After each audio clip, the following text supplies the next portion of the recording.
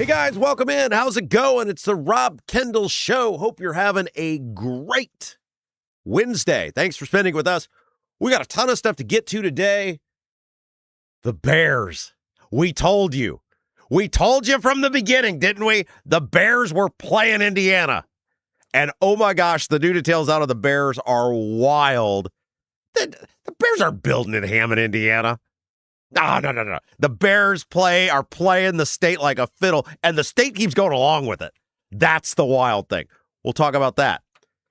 We got to talk about that big look. Last night I went to an event. Our pal, John Rust, was the featured speaker. And he said something at that event last night. He did a great job at the Defenders of Liberty event that I thought, oh my gosh, that is such a good point. He's talking about the founding fathers and about the people of the time and about the way they handled the conflicts with the government. And so we'll talk about that. Daniel Elliott, the state treasurer, stick around for that, guys. Daniel Elliott, the state treasurer, is going to be with us in a little bit. And he is one of those guys who did nothing about Diego for all those years. And then all of a sudden, when they knew Diego was going to lose the office, was that group with Banks and Rokita and the rest of those guys who piped up, was like, Diego gots to go. It's never Diego has to be held accountable. It's Diego gots to go. Daniel Elliott is going to be here with us in just a little bit, about 9:30, and we're going to throw it down. Now, we like Elliott because he don't mind the smoke, and he'll come in and he'll take it, and he's going to get it. But we admire that. We like that. A politician that doesn't run, doesn't hide, comes in, has a conversation. This one's going to get rather animated because the Republican Party doesn't want Diego held accountable. They don't want you to know what he actually did. They just want it to go away. That's what this whole thing is about. And you know what's wild? And let's talk about this a little bit on the live video that I did. I do the live videos most mornings on YouTube, or on Facebook and Twitter. I saw somebody on the conservative media post this yesterday in Central Indiana. And there are very few things anymore that just make my mouth drop open. But I did. And I probably stared at that for about 10 seconds. And the post was a video post. It was, Diego's not the nominee anymore. Why is Ballard even still running? Diego's not the nominee anymore. Why is Ballard even still running? And I looked at that and I was like, this guy with a week to go has acquired 64,000 signatures. With no party apparatus behind him whatsoever. No infrastructure whatsoever. Just a small team of paid volunteers and non-paid volunteers. I've watched congressmen and governors and senators struggle to put together 4,500 signatures before for these statewide campaigns. 64,000 signatures. Now, not all of them verified, but we all know Ballard is going to blow way past 37,000. And you go, well, Diego's not the nominee anymore. Why is Ballard even still running? As though now in the conservative media, which used to be where the battle of free ideas took place, where the acceptance of free ideas took place, where it used to be about the idea of holding everyone accountable, and we all know the only actual way to hold people accountable is competition, good competition. We used to be about that on this side. Now we are just, not me, but so many are just cheerleaders for the Republican Party. That's it. That's all they are.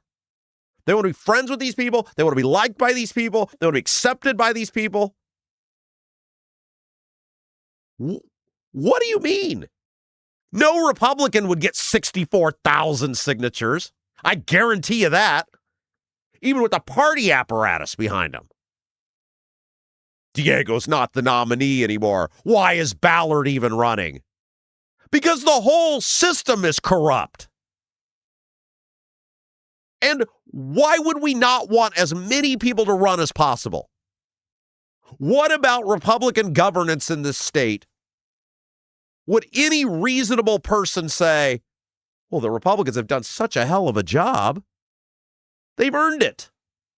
Just give it to them. Is there any part of state government, where you would say Republicans in Indiana have done such a bang-up job that we should just give it to them? No need for competition. No need for ideas. No need for accountability. Greg Ballard wasn't running because Diego Morales was the nominee. He's running because the party enabled Diego Morales. And if they did it with him, they'll do it again. The whole system is broken. Now, I'm not telling you that Ballard's the guy to fix it. I'm not telling you to go vote for Ballard. But the idea that you, as a member of the conservative media, would be angry that the guy has the audacity to even run? Why wouldn't you want as many voices as possible in that process? Especially in an office that has been run in a brazenly unethical and corrupt manner the past 4 years. I could not believe that person posted that out loud, said it out loud, whatever you want to say. With no shame whatsoever. None. That's where we are now. And, it was interesting. I was having a conversation with somebody the other day about how well this podcast is doing and has done. And they said, how are you doing this? I'm like, I don't think people understand. And I didn't. Look, I freely admit, I knew very little about podcasting, like how it works, the apparatus of it, the behind the scenes stuff, until I started doing it. What we have done from an audience perspective, from a growth perspective, over the past now going on 17 weeks, it doesn't happen. Especially on a podcast that is dedicated to it's very region specific, right? We have dedicated this to the state of Indiana.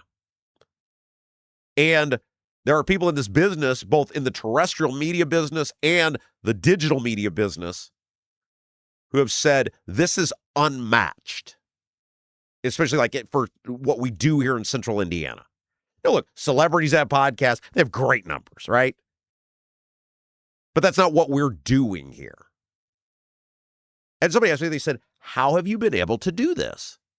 And I said, well, really, there's two answers to that. Number one, we had an extremely loyal audience for years who fully understood that every day when I went to work, it wasn't about my career. It wasn't about being friends with the politicians. It wasn't about being buddies. It wasn't about being accepted. It wasn't about getting speaking invitations. It was about them. The audience knew it was about them. They were first. They were most important, not my cause du jour, them, the betterment of their life, and advocating for policies that were for the betterment of their life, to the detriment, many, many times, of my own career and my own pocketbook. And they weren't getting that anywhere else. They're not going to get that anywhere else. Because most people in our business are about themselves. What's best for them? It's why so many people their disaffection with politics, period. They don't believe any of these politicians are in it for anything but themselves. They don't believe any of these politicians are fighting for them. Care about them. Put them first, regardless of party. And so the second thing is we give people content they can't get anywhere else. Republican cheerleading is boring. Republican cheerleading is boring. Because the people believe when they hear it, they're being fed a line of bullcrap. Because whatever spin monster the party wants to put on it, people live their lives. They see the actual effect of the policies on their daily life. It's the same argument I made about Biden in 24. Where the media was like, the stock market's on fire. Oh, the market's great. The economy's awesome. And then when it became Kamala, the market's awesome. The Biden policies have worked. I'm like, no. You can spend whatever you want. And there's some policies the media can spin as great. And because they don't affect people directly, they'll go along with it. You can't spin someone's daily experience. You can't spin their daily existence. And people experienced the Biden economy. The stock market doesn't matter. First of all, that overwhelmingly proportionally helps rich people. Now, a lot of middle-class people are, quote-unquote, in the market, but they ain't in the market until the day they retire. They're putting money in an account, but day to day it doesn't affect them. You really only care about the stock market the day you want to pull your money out. And so that is not going to work in the election. And Trump's doing the same thing now, too. On the market. Nobody cares about the market other than the rich people. But I said that's not going to work. You can't spin people's daily existence. And so when they look to, to bring this back home, when they see their daily existence, and they look to what is for years, I mean, we talked about this before, the movement, the change in conservative media over the past decade has been very alarming.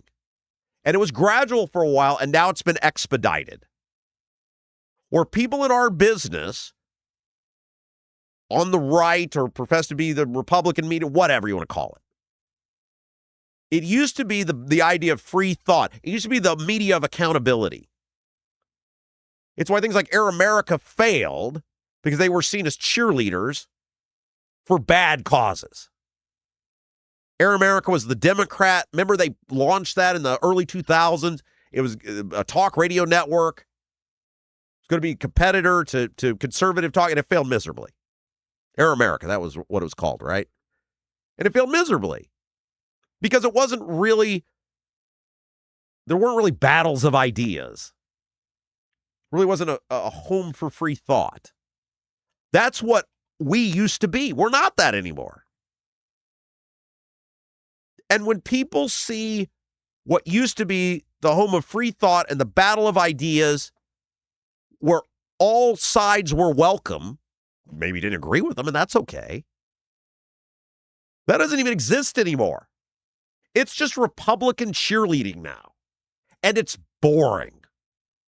It's ridiculously boring because these politicians are boring. People crave different, and they're not getting different. We give them different. Yeah, we've got everything working against us. It's like a fighter with both hands tied behind his back. But it still works. I know, kind of goofy, kind of silly, don't understand what you're doing. What we're doing is giving people something they can't get anywhere else, which is what we've always done. It's what we've always done. And as long as the terrestrial conservative media, the mainstream conservative media in this city, in this state, keeps just being cheerleaders for the Republicans rather than holding them accountable, which means, in this case, hey, you may have dumped Diego to save the election or try to save the election, but that doesn't mean that Diego should get a free pass, which is what's going to happen. You don't declare it over and done with. All the dirty deeds need to be exposed because they were done to the people of Indiana.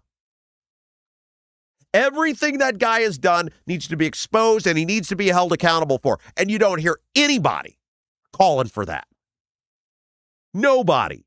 And now it's, well, Diego's not the nominee. Why is Ballard even running? People see that and they're just like, if you're just going to cheerlead for a side that's not for me, why would I listen to you? Why would I engage with you? So Daniel Elliott and I are going to give you a little different here in a little bit. And we're going to throw it down over Diego. And we give him credit. He is always willing to come in. He's always willing to take the smoke. He doesn't run. He's a big boy. And that's what all the politicians should be. Don't just run to friendly media.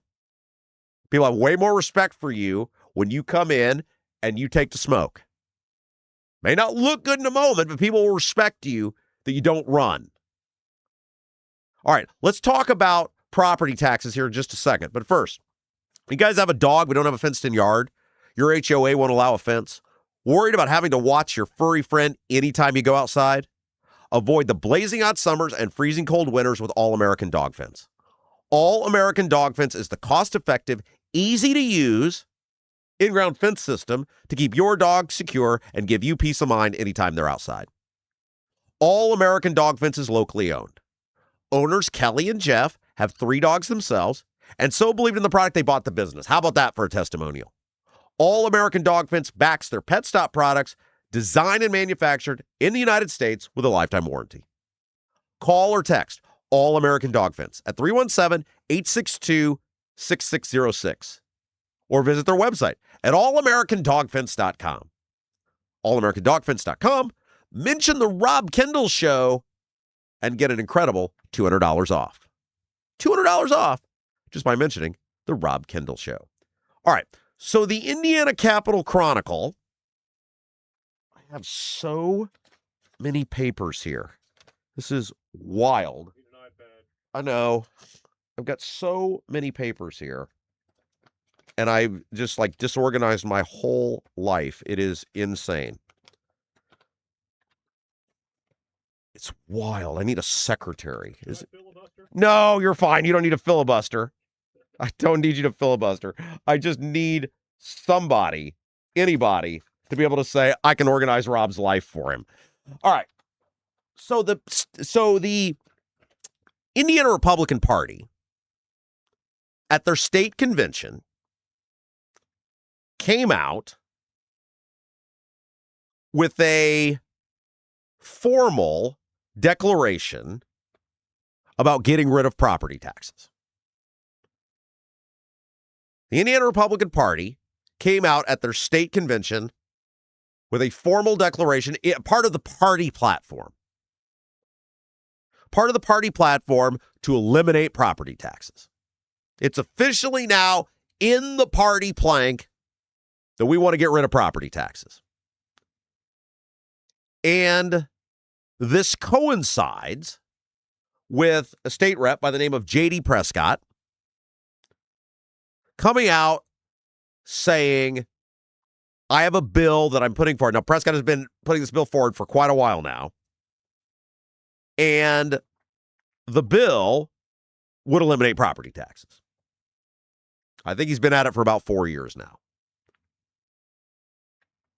The problem with Prescott's bill, it establishes a 7% sales tax on services. So now when you go to the store, you pay a sales tax of 7% on most things. Not everything, but most things. When you go to the store, you pay a sales tax on services about 7% on most things. You don't pay it on services. Like when you get a haircut, you don't pay that. When you get your car fixed, whatever, you don't pay a sales tax on a service. You pay it on a good. So you might be, pay it on a part. You would pay it on a good or on a service. Prescott's bill would eliminate property taxes, but it would establish a new 7% sales tax on services. The problem with that? It raises the overall tax burden of the people of Indiana. Right now, the Capital Chronicle has a big article about this if you guys want to read it.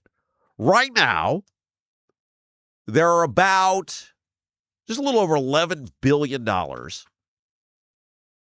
confiscated. That'll be the word we'll use. Confiscated by property taxes. Local governments consume about over $11 billion in property taxes. This new tax, which would replace property taxes, right? So this is another example of how you have to actually read. You actually have to dig into the details. This new tax, while it would eliminate property taxes, which gives you the headline, right? Hey, we're the Republicans. We're getting rid of the property taxes. Hey, those guys are great. Would actually confiscate between $13 and $15 billion annually. So right now with property taxes, let's say your burden's collectively as a state $11.5 billion. It would raise the new burden to between $13 and $15 billion annually. What? That's a tax increase of what? About 15, 20%? Why would I ever be in favor of that? What, because it's not being taken from my home? The premise of property tax reform almost 20 years ago was that local governments had too much money. The whole premise of property tax reform 20 years ago was that local governments are totally out of control and acting in a completely irresponsible manner. It's that they had too much. Yes, of course, they were using the homes, the homesteads, as the vehicle to make that happen. But the whole premise of the thing was that these governments are taking too much and it is allowing them to behave in a completely irresponsible manner. Under Prescott's bill, which, by the way, that problem still exists today, that is still the issue today, is that local governments, which was the original premise when Braun claimed he wanted the original Braun Senate Bill 1, is that the original thing Braun rolled out. I know it took him like 6 times to finally roll it out, and I had to keep correcting him. When he finally got a final version, which in hindsight, that should have been our first, the biggest red flag right there, right? Not a lot of detail-oriented people in the Braun administration. But when it finally got rolled out, there were guards. Not only did it get the initial tax cut, which was good, way bigger than the one we ended up with, but it had safeguards around growth. Because local governments needed a clear message that you need to figure out how to make it work. Hey, when you've got 2 state-of-the-art football fields and 4 field houses or palladiums or arenas for hockey teams, those are all excess. They're not police, they're not fire, they're not roads, they're not sidewalks, they're not bridges, they're not water, they're not sewer. They're not the very basic, they're not walking trails. They're not the basic things that, a community would need from its government. It's grandiose. And it's time to cut out the grandiose. That was the premise of the original property tax caps 20 years ago. And fast forward to 2 years ago, Braun's original rollout of Senate Bill 1. You've got to get the local governments in check. Giving them an extra $2 to $4 billion annually is not getting them in check. It's taking more from us. It's taking more from us and giving it to people who more government doesn't mean better government. Bigger government doesn't mean better government. And I told J.D. Prescott this a year and a half ago. I met with him in his office. And I told him, I said, I'm never going to support a bill that raises the overall tax burden of people. Why would you do that? Oh, and by the way, the other little dirty secret Prescott don't want to talk about with this bill, because he's doing a tour right now. This bill, there is a period where property taxes and the sales tax are being assessed at the same time. Huh.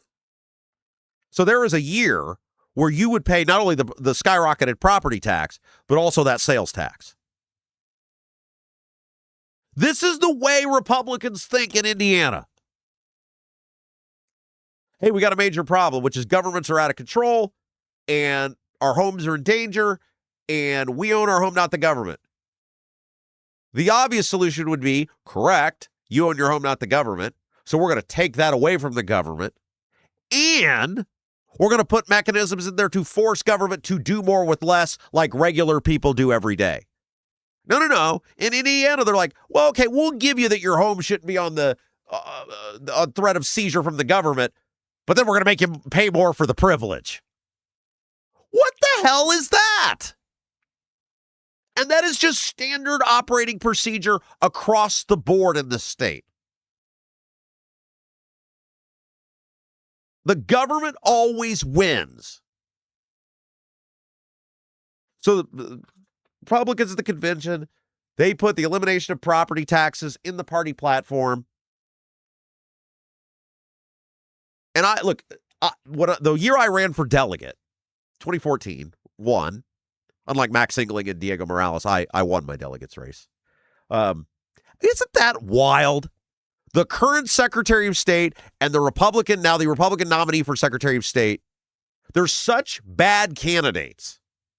They couldn't even get voted to run at convention by their neighbors. Both of them. But I got to deal with, Diego's not the nominee anymore. Why is Greg Ballard even running? Why is Max Engling running? He couldn't even win a delegate race. The Republicans put that in their platform, and it will be ignored in the order in which it is received. And that's the whole reason, a major reason, I ran for delegate in 2014, as I was like, oh, this party platform, it's like the blueprint. If I can run for delegate and have a voice on that, it'll force the Republicans to do stuff. And there were quite a few changes made to the party platform. And you know what they did? They wiped their butt cheeks with it. It don't matter. It's about getting a headline. How could it be possible that the Republican convention, they get the Republican delegates, many of which are politicians, by the way, give very clear instruction, we want property taxes eliminated, and it'll be ignored. Some of the very delegates who have voted to affirm the party platform will then ignore it. The Republican Party is the party of big taxes and bigger government. Look at the Prescott property tax bill. Sure, you'll get the headline. You're going to get the headline, Republicans eliminate property tax, and then you're going to end up paying more for it. Why would they do that? Unless they truly believe in big government and the big cost that comes with it. All right, guys, a couple of housekeeping items. And here in just a little bit, we're going to get to Daniel Elliott. If you're new to our program, welcome.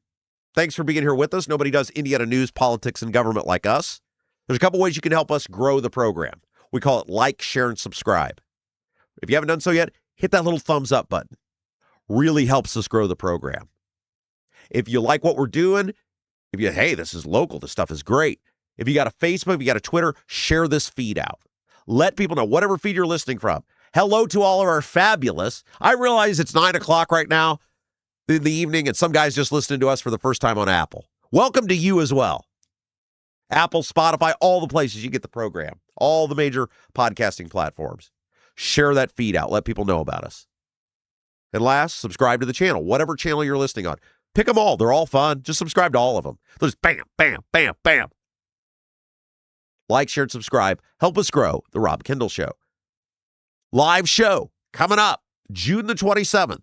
Mad Hatter Comedy Club Event Center in Greenwood. That's Saturday. Supposed to be great weather. Forecast now, great weather on Saturday. Come hang out with us. It is a tribute to you. I mean, we call it a one-man show.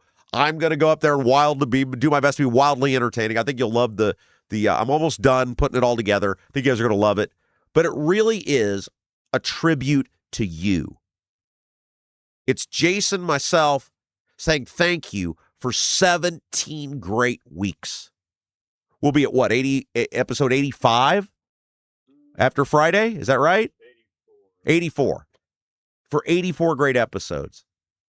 You guys have helped us grow this program. You guys have helped this program succeed beyond my wildest dreams.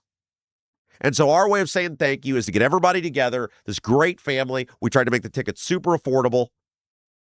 And we'd love to see you June the 27th, Mad Hatter Comedy Club Event Center in Greenwood. You can get your tickets now. Still some tickets left. robkendallshow.com. Just head to robkendallshow.com. There's a live ticket link at the top of the page. Get them. Come join us. Come hang out with us. Come have some fun. Come meet the other people in the YouTube chat. It's going to be a great evening together. Hey, many homeowners are sitting on more equity than they realize. If you've owned your home for years, now may be a good time to explore your options. Gary Tedrow with Verity Mortgage is a local mortgage advisor helping Central Indiana homeowners refinance to access cash for their home improvements, consolidate higher interest debt, or simply review whether a better loan structure is available. Gary believes every homeowner deserves a personalized mortgage view, not a one-size-fits-all approach from a call center. Visit loansbygary.homes to learn more. Loansbygary.homes to learn more.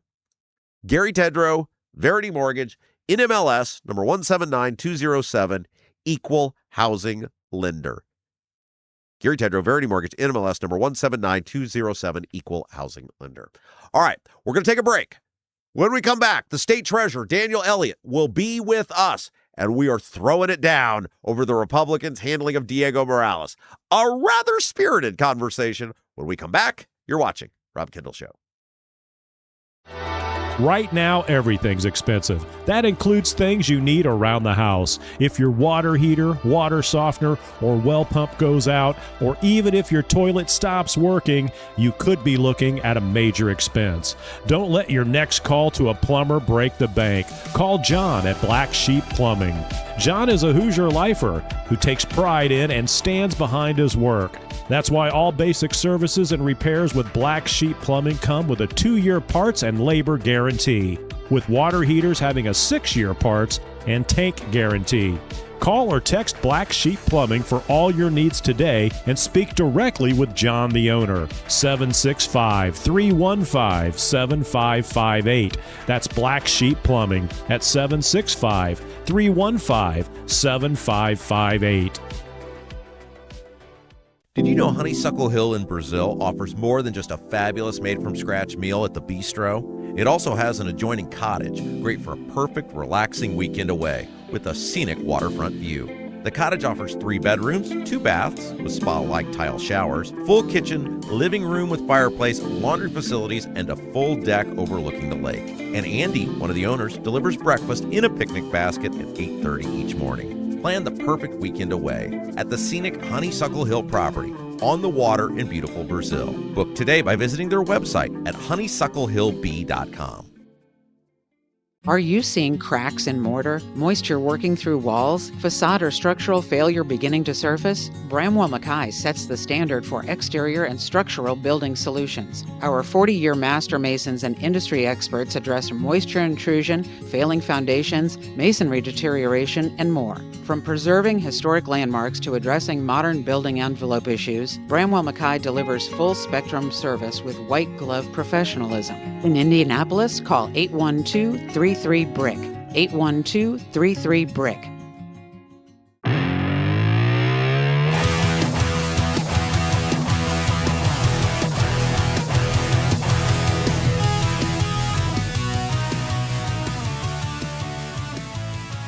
Welcome back. It is the Rob Kendall Show. Let's find out why the Republicans suddenly made the turn on Diego. Here with us, the state treasurer, Daniel Elliott. How are you, my friend? Hey, Rob. How's it going? You know why I like you? Why? I can just say heinous things about you, and you call me that night, and you're like, I probably deserve that.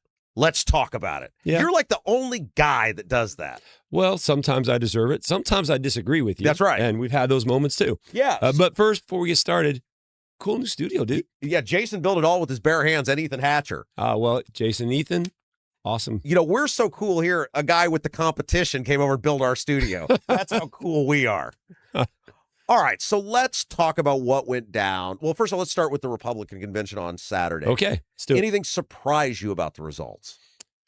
No. Now, here's something that I will tell you that's very interesting. Yes. And I say this, I've been a delegate for a long time. In fact, you and I went to my first convention, was the same as yours. Yeah, I think 14. the one in Fort Wayne, Yeah. For Kelly Mitchell and so forth. That one took forever, too. That one did take forever. And they always take forever. They all take forever. But I have been a delegate for years. When I'm no longer state treasurer, I will still be a delegate. And the delegate process is one actually I respect. I think it's important to understand the delegate process. And I think something that's interesting, and I learned this not only in my time as a county chair, but I learned this in my time as an elected office holder who has to work with and talk to delegates. Everyone likes to think of the delegates like stew, like they're one big stew. Yeah. And they're not. You got your carrots, you got your beef, you got your onions. The stew. They're different pieces. And so when you think of delegates, you have different groups. So a large group of delegates are local elected officials. You're a mayor or a town councilman or a township trustee, local grassroots folks. A lot of them are also local precinct committeemen. In fact, one of the things that happened at this convention is our chair, Lana Kiesling, asked for everyone who's a precinct committeeman to stand up. And honestly, no joke, it was probably 95% of the room. So these are just, and when we say a precinct committeeman is the most lackluster, non-confrontational job. The job of a precinct committeeman is to go and say, hey, let's get people to turn out and vote in your precinct. Yeah, but these conventions, they always take forever. Yes. That's ridiculous. You should not take 5 hours to vote twice. It did when we were at our first conventions together in 14. It did. So in 12 years, it's gotten no better. You've got people not showing up. There were 100+ people that don't show up. You got people like our friend Ethan, who they don't tell him when he's got to pay his fee. They take his money. He shows up and they go, you didn't pay the fee on time. The whole thing's a disaster. It seems they force you to pay a fee to run. Yes. Even though you didn't even have a competition. It is what it is. It seems like a giant insider money grab that is highly rigged.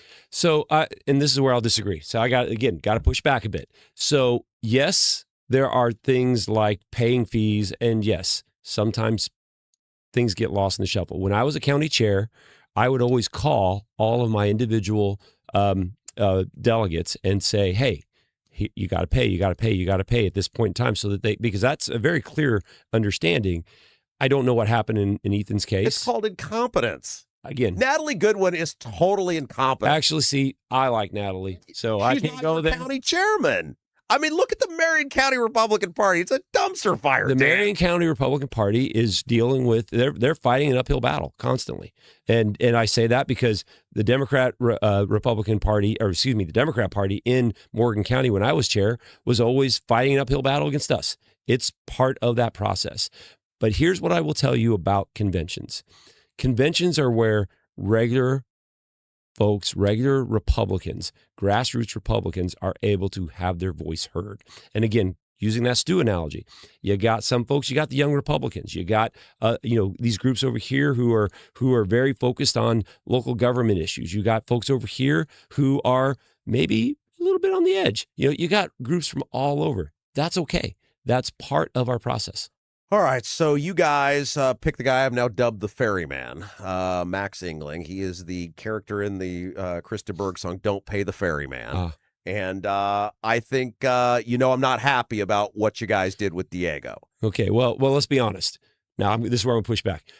You're not happy about what we did with Diego because it's going to make for a lot more of a boring time up till November. No. I'm not at look, Dan, I came to you a year and a half ago, did I not? Mm-hmm. As I did every statewide office holder. Long before there was any convention, any election.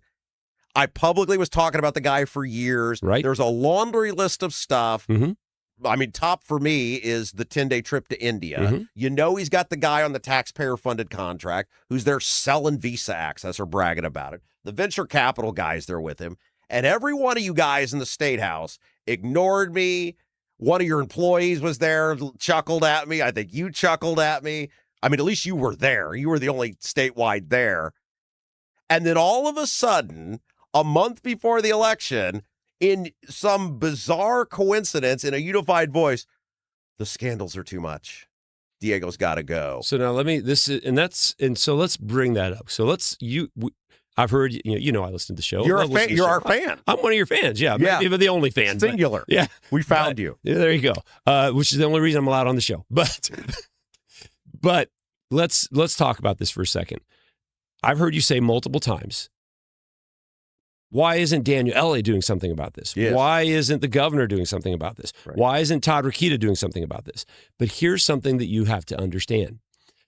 A lot of people like to compare the state of Indiana to a board, and say, okay, the governor's the CEO, and then the comptroller would be the CFO, and I'm the chief investment officer. And we use those terms, but that's actually not true. It's really a bad analogy if you really want to get at it, because the reality is each one of us is a constitutional elected office holder. One of the things people try to say, and even I've heard people try to pass legislation to say, well, we should just appoint the treasurer. We should appoint the comptroller. I completely disagree, because each of us is a check and a balance, and I don't have the authority, even if I see something that I'm not comfortable with, to do an investigation. I don't have any ability to say, hey, I want to look at Diego Morales' books. I wish I could. But I your can't. voice is working right now. And right? And last, when I talked to you a year and a half ago, your voice was working then. And to the point, and this is what, and here's to share a private Which that's conversation. what I was asking you guys to do it. Now, no point did I say, Dan, you should go arrest Diego Morales. I said, you guys have the voice, the bully pulpit, to demand something be done.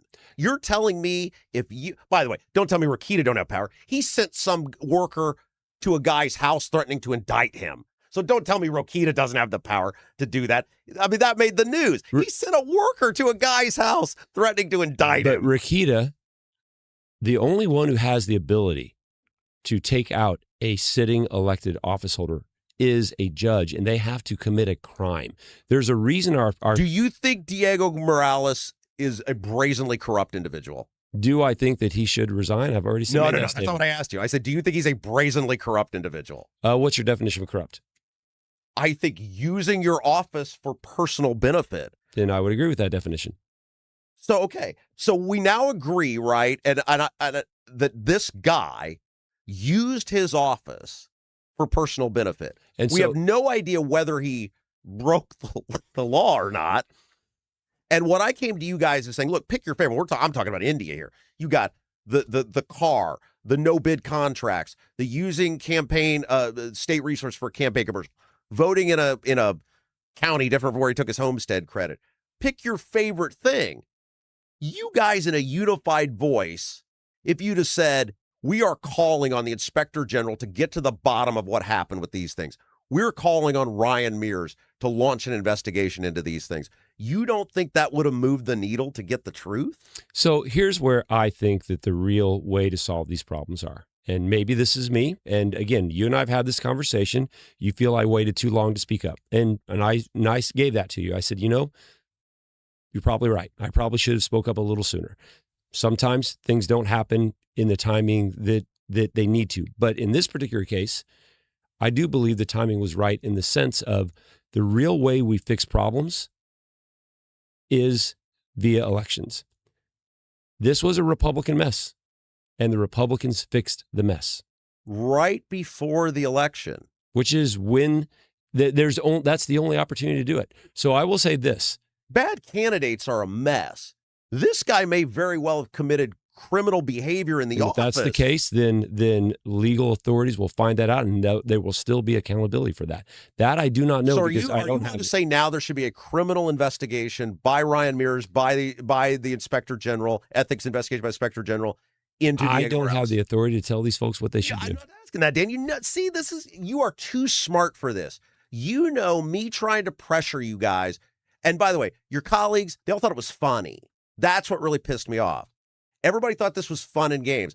I don't think my money being abused. I don't think some guy potentially, he was brazenly corrupt. He's highly unethical, potentially maybe making criminal acts while he has access to all my personal information as the head of elections in the state of Indiana, thousands of businesses and their information. I don't think that's funny at all. And you guys did nothing. And it's not just you. It's the House and the Senate who fully funded the guy's budget, and then they act all offended that all this stuff happened. So, again, in defense of the House and the Senate, and this goes both ways, the office of the Secretary of State has a lot of good, hardworking people. Brad King, who ran elections until recently and resigned because of his concerns, That is one of the most stand-up people I've ever met. I agree. Nobody's saying investigate them. We're Right. saying No, but what I'm saying is this. When you mention why still fund these things, because elections still have to happen. And there are good people who work at that office who are trying to do good work. And so you can't just say, oh, you know what? We're just going to defund the entire Secretary of State's office because of one individual. That wouldn't work either. Again, it's a hard balance. You believe that Diego Morales should be able to hold an entire government hostage and say, you're not going to do anything about me because you guys like Brad King? No, what I'm saying to you is that at the end of the day, the best way to solve this problem is through elections, which is what happened. So there should be no accountability for Diego Morales. Never said that.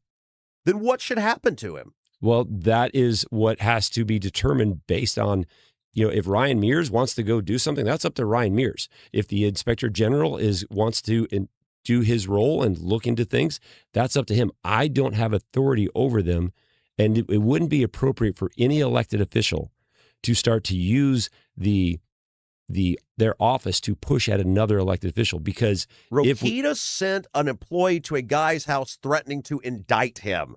He did, Dan. There was a big article written about it. But here's the random private citizen. So, but think of it this way.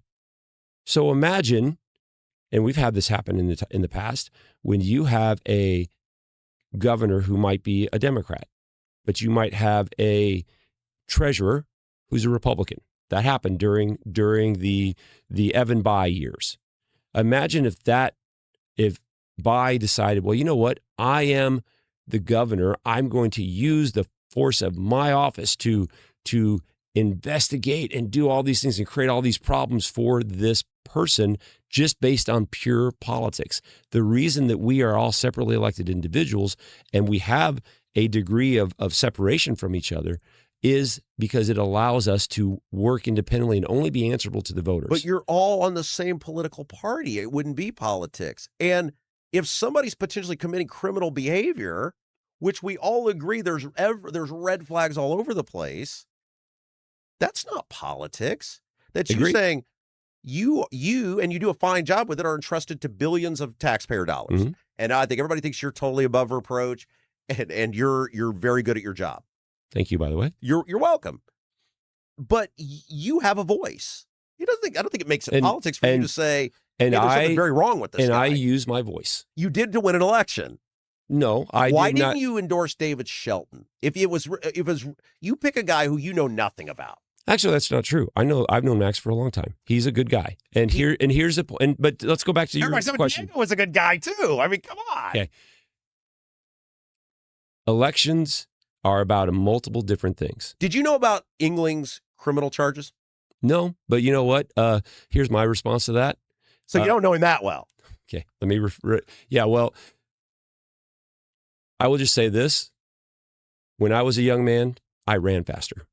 I'm not saying what he did was wrong. I'm asking, did you know about that? No, I didn't know about that. But we said on the air, I said they were dismissed. What he did was really stupid. He could have killed somebody. I don't think it's a nothing burger like he made it out to be. They let him go. It's fine.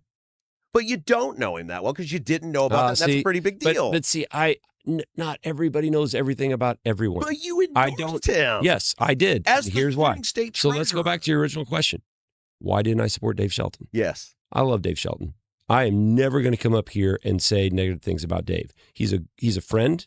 He's a good guy. Very, very, very good at his job. But I'm going to quote you for a moment. Oh, well, I love that. I'll paraphrase it, to be honest. But I'm going to paraphrase for you. He struggled on the campaign trail for 4.5 years to get his message across. He was very technical. Yeah. Which is, as a nerdy guy, I love that about him. So did you when you ran for treasurer. Yes, but you were no offense, you were the least dynamic guy there, and I said people should vote for you, right? But here's the thing. I was able to get my message across. He's had 4.5 years and he didn't. Had you guys told people to do for Shelton what you did for Engling, he would have won that thing by 500 votes. And if he'd have been able to get his message across earlier, he might have been the guy. He was doing fine with his message. I think you guys didn't want Shelton in there because you wouldn't have been able to control him. Oh, see, now, you might be able to say that about other people. You can't say that about me, and you know that. I at no point, I'm not I'm not a bigwig. I'm just a guy from Martinsville. And at the end of the day, land on your qualification for the position. Dave Shelton is infinitely more qualified than Max Singling. see, and here's the point. Infinitely. But the delegates didn't think so.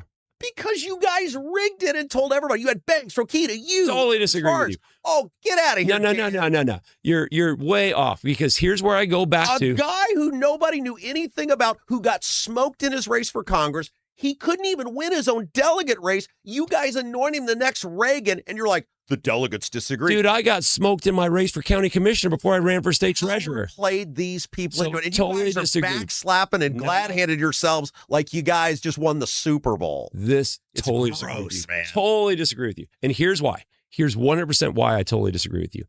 Because again, I go back to what we talked about earlier about being a delegate. Delegates are a whole host of people. There's so many different types of delegates all across the state. I have traveled across this state. I know these delegates really, really well. And you've got folks in rural Indiana, going down to Jennings County. They have their thoughts about things. You got these folks in Pulaski County. They have their thoughts. You got folks in Allen County. They have their thoughts. And you have, even within each community, different folks who have different things that drive them about Republican conservative politics. And guess what? They're all part of the stew, and it's not a bad thing. Now, what did Max do versus what Shelton did? Shelton did a really, really good job of getting county clerks behind him. And I'm going to tell you, His mistake is he talked about the actual office versus some BS political stuff like closing the primaries that he doesn't have any control over. That was his mistake, Dan. And he talked about the competency of the office versus some BS stuff about CDL licenses for drivers that he doesn't have any control over. except for the fact that while that is true, if you're only focusing on local elections, absolutely good. He gave very good points about that. But there are other issues that people care about too. These are things that you have to realize when you're looking at all these coalitions of different delegates. And at the end of the day, now we're sitting here saying that he didn't do these things, but let's not forget something. Dave Shelton was leagues ahead of Diego Morales at that first vote. Diego Morales was closer to Jamie Rittenauer than he was to Dave Shelton. Right. That race, we found out very quickly, what ended up becoming a race between Max and Dave Shelton, Right. which is not a bad thing because you have two very good, very competent people. If I go back to my own race 4 years ago, there were 4 of us running. Yeah. Your people stayed. My people stayed. They Yes, they did. They stayed. But at the end of the day, Did you lock them in? you Close know, the doors? there was a chain involved. Yeah. Yeah. No, but the reality is that if you look at the people who were running, the 4 of us who were running for treasurer 4 years ago, all good people, all well-respected Republicans, and ultimately only one person can win. That doesn't mean any of the people who lost are bad Republicans. I have lost half the races I've run for, and I've won half of them. And that's okay.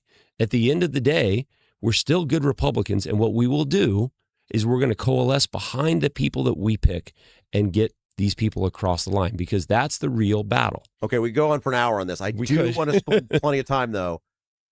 Micah Beckwith is like obsessed with you. He's huge mad at you. What was going on? You spoke at some event. Actually, I had before that. Well, yeah, but I mean, like that was you spoke at an event, Mhm. and you basically just said, "Hey, be nice to everybody, love your neighbor," and then you turned into some pro-Islam. Explain to everybody what's happening here, because everybody's like, "What is going on between the state treasurer and the lieutenant governor?" Actually, I don't have anything going on between me and him is on my end. Right? Why is he mad at you? The last conversation we had, right before he started posting things on social media, the last conversation he said, "Don't you hate Islam?" And To you personally? To me personally, yeah. It's like on the phone conversation? A text. Oh, text, yeah, okay. Yeah, and then and I said to him, because I'm a Christian and I'm not always a very good Christian, but I try my best to be a good one. Because he does not like that you're LDS, right? Does it stem from that?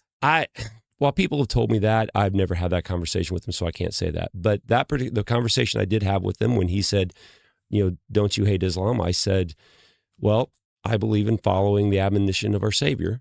And that is in John 15:12, he says that this commandment I leave unto you, that you love one another. And Did he respond? Because he went on a podcast. He said he hates Islam. Then he said something to the effect of, well, I love Muslims because I convert them to Christians. And it's like, great that that's your faith, right? But you are the lieutenant governor for the entire state. This comment and the things you're talking about have nothing to do with things that are affecting everyday Hoosiers. I mean, nobody is trying to enact Sharia law in the state of Indiana that I'm aware of. No. Why don't you focus on property taxes?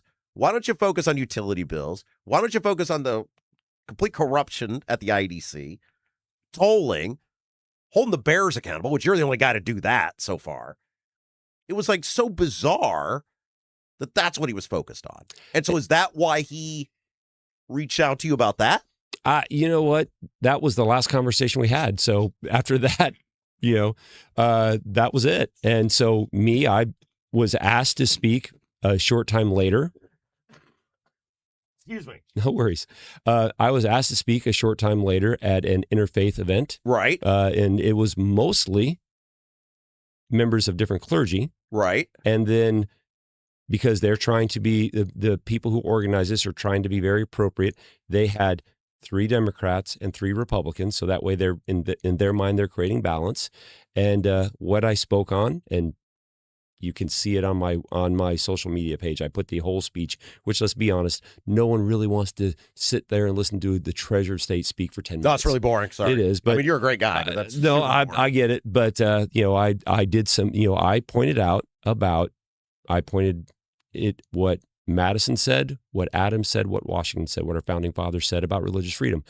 I truly do believe that is an important issue. And as a conservative, that is not something I'm ever going to back down from. And the reason being, aside from the pure conservative principle that it is, but also, as you mentioned, I'm a Latter-day Saint. I'm a member of the Church of Jesus Christ of Latter-day Saints. I served as a missionary for 2 years in South America. My faith is important to me. And if sometimes I get emotional about that, I will not apologize for that. Less than a year ago, last fall, a crazed person drove a truck into one of our churches in Michigan. Yeah. And burnt people alive and shot them if they tried to escape. Right. I cannot be a hypocrite. Because at the end of the day, being a Christian is hard. Because you got to love people who hate you. And I can tell it's very sincere for you. It's very emotional.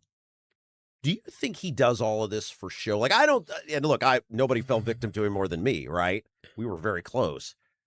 I've now become convinced that this is all just for show. He doesn't care about people at all. And this is all about himself and his ability to draw attention to himself for whatever his next gig is.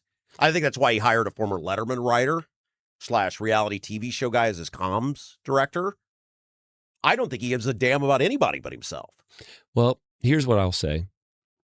My job right now is the treasurer of the state of Indiana. And hopefully I have between now and November to convince people to let me do it one more time.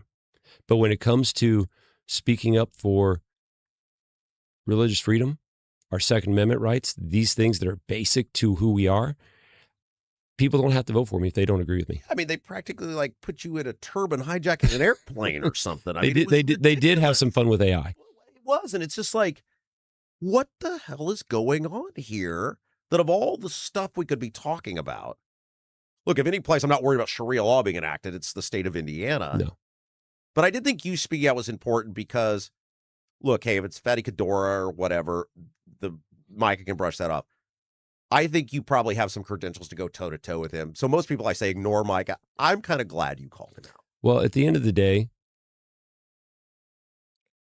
being a conservative means something. And sometimes if you have to stand alone on something, that's fine. But let's be honest, you and I both know social media ain't real life. That's right. It's not. So people can scream and holler on social media, but, I just went through a convention with a whole lot of conservatives. And of course, it was a voice vote. But the voice vote was so overwhelming. They tried to do something to you at convention, didn't they? Micah, you said is Micah's guys, or Micah was behind it, right? I don't know who was behind it, but I was told it was folks who were associated with different individuals, as you mentioned. But at the end of the day, it didn't matter. So what they try to do, like stop you from running, yeah. Why didn't they just run somebody against you? That would have been fine because this was the first time in my entire political career I didn't have an opponent. The whole thing seems very squirrely to me. The way some of these guys do, but this goes back to what backwards. This is what I go back to what I told you about. When you're really looking at a convention, you've got all these different coalitions of different people who think different things, who are trying to get good work done. And maybe we disagree on some things, on some minor things, but if you look at the support that I had, it was so overwhelming. Why? Not because Daniel Elliott is any particularly great person. I'm kind of boring. Very boring. I know. But I felt the same thing about Shelton. But that's why I find it ironic you were not behind Shelton. You're like, he's too boring. But in the last 2 years, I raised $1.24 billion. That's investment money that we didn't have to tax Hoosiers. That was double what was made the previous decade. You don't have us in SpaceX, do you? I do not have us in SpaceX. Stayed away from that. Stayed away from that. That was very bad. But that's the point. Is I did that. I'm the guy who stood up against BlackRock and got them out of our pension funds and getting us away from these woke DEI ESG principles. Look, I think you're full of it on the Diego and the Ingling stuff. But I will say, you are regularly the guy that will go alone on stuff. The Bears stuff was great. And I know you got in big trouble for that too. It is what it is. But at the same time, and I know I tell this story often. Everybody thinks this is a story, but it's not. I grew up in a trailer with nothing.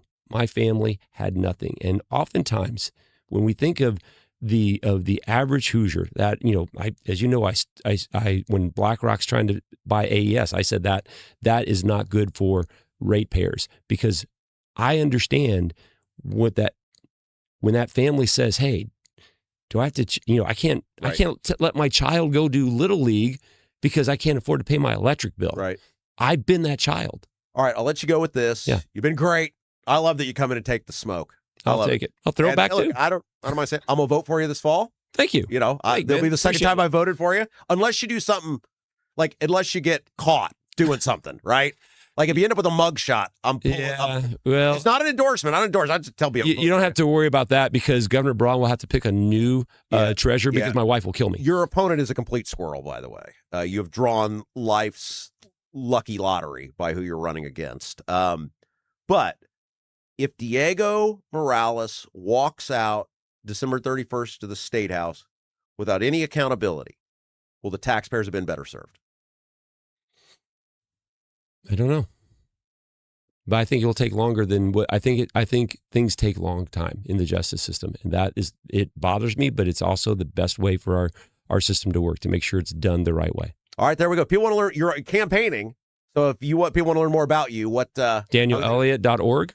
Daniel, 2 L's, 2 T's. You got a .org. I got a .org. Oh yeah. Well, that's because being an IT guy, I bought my name a long time ago. You bypassed the com and went right to the org. Daniel Elliott, thank you. Thank you. Appreciate it. All right, take a break. We'll be back. You're watching Rob Kendall Show. Is your driveway showing signs of wear? Freeze-thaw cycles, road salt, environmental buildup like mold and dirt can all cause unsightly damage that can end up in an expensive repair. That's where Seal Now comes in. Seal Now are the clean, seal, and stain professionals that can help you protect your outdoor surfaces. Got a worn-out fence or deck? They can revive the look while providing long-term protection. Call today, 317-548-2002, or visit sealnow.com. Not only will you get a free estimate, but mention you heard about Seal Now on the Rob Kendall Show and receive 20% off any long-term sealing project. Is the inside of your house a total mess, like a complete dumpster fire? Call AJ's Picture Perfect Cleaning. When you walk into your house after using AJ's Picture Perfect Cleaning, you will see and smell the difference. They take great pride in their workers and treat your home like their own. All cleaners pass through a background check and drug screening. Call today and mention you heard about AJ's Picture Perfect Cleaning on the Rob Kendall Show, and you will get an incredible $50 off your first clean. AJ's Picture Perfect Cleaning serves all of Central Indiana. Book your appointment today by calling 317-530-8148. 317-530-8148. If authentic wood-smoked barbecue is your thing, Double D's Barbecue in Clayton is the place for you. Owners Dennis and Tina Duncan, along with their son Garrett, are from Memphis. So when it comes to barbecue, they're not screwing around. No pellet smokers, no roasters, just authentic wood-smoked Memphis-style barbecue. All of Double D's food is cooked fresh daily, and it's all made from scratch. Double D's Barbecue, located at 40 and 39 in Clayton, is open all day, Wednesday through Saturday, but get there early because once they're sold out, they're done. Check out the full menu, ribs, brisket, and more at ddbbq317.com.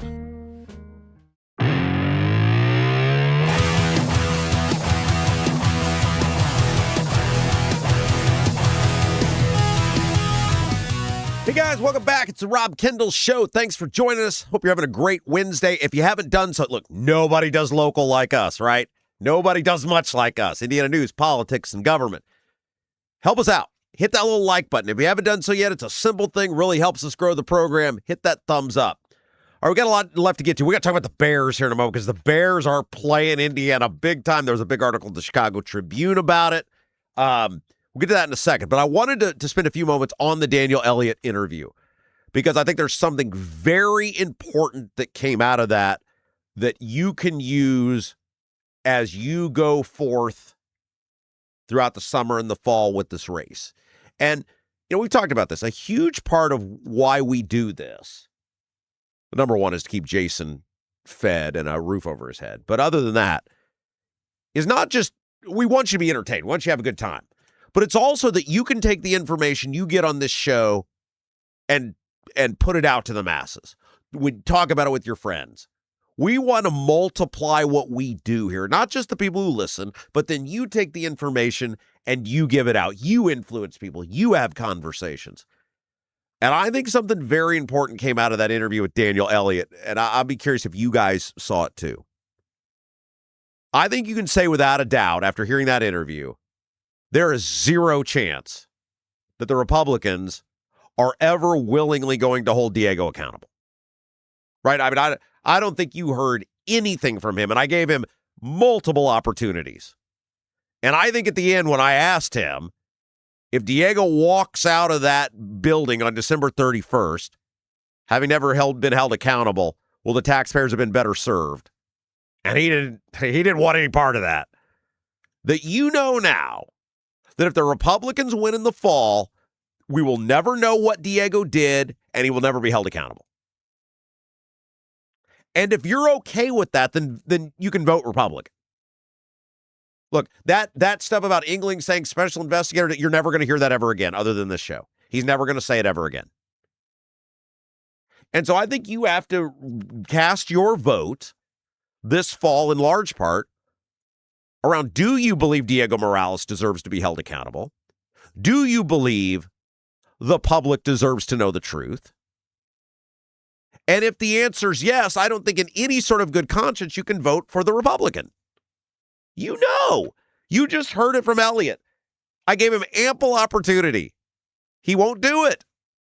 He's not even going to say that Ryan Mears should launch an investigation. He won't do it. They want this to go away. You know why these guys hate me so much? Because they know I know them better than they know themselves. And I call them out on it. And so if your vote in large part centers around believing in accountability of government, believing that some guy can't just use an office, our money, our resources for 4 years for personal benefit at the expense of us, then you have to vote for somebody else. And if you're going to vote for somebody else, I think a large part of your vote has to be centered around who is actually going to expose what went on and who is going to hold Diego Morales accountable. And look, I haven't asked the question yet because he's not a candidate. Once he becomes a candidate, we will have Greg Ballard back, and I will ask him a lot about how he would hold Diego Morales accountable. Should he be held accountable? We don't know that yet. You do know what Bai's going to do. He's already laid it out for you about the independent audit, about exposing that to the public. I don't think the buys would have any problem calling Ryan Mears and going, hey, here's what we found. I think that has to be a big part of how you cast your vote. Will the candidate I'm casting my vote for, one, do they have a chance to get across the finish line and do it? But two, will they hold Diego accountable, and to what extent? I think that has to be a big part of the conversation this fall. I know that Bo Bai certainly wants to make that possible. I think he wants to do that. He's going to run on it. Whether Ballard is willing to have that same public fire about it remains to be seen. We'll find out once he's a candidate. Ballard's done pretty good so far about not having to talk about what he's going to do in the office. And I think that's by design. And I think he's gotten a free pass on that because he's not a candidate yet. And I think that's okay. I think once you become a candidate, the free pass on that stops. I think you got to start getting in to nitty-gritty about specificity of the office. What are you going to do? How are you going to run it? And I think very soon, obviously, because he's going to get those signatures, he's going to have to start having answers for that. And I think one of the big things that a lot of people are going to look for with Greg Ballard is, will he hold Diego accountable? Will he expose Diego? And how? What will he do? I think he's going to have a good answer for that. We'll see if he does. Hey, you got to be thinking about where you're going to eat this weekend, right, guys? What are you doing? Do you want the same old stuff? If you're looking for something a little different, check out our friends at the Honeysuckle Hill Bistro in Brazil. It's on the water. It's out of the way. It's outdoor. It's scenic. We're supposed to get great weather now on Saturday. Take a trip. A little bit of a drive on 40. Totally worth it. The food's phenomenal. I know many of you have been out there. Those of you who have been out there have just said what an amazing experience it is. Food's great. Decorum's awesome. Atmosphere is fantastic. That view of the water. Honeysuckle Hill Bistro in Brazil. They're open Friday and Saturday for dinner. Sunday for brunch, for the brunch buffet. And then this week only, in the month of June, they're open for lunch on Friday. So you got Friday lunch, Saturday dinner, Friday dinner, Sunday brunch.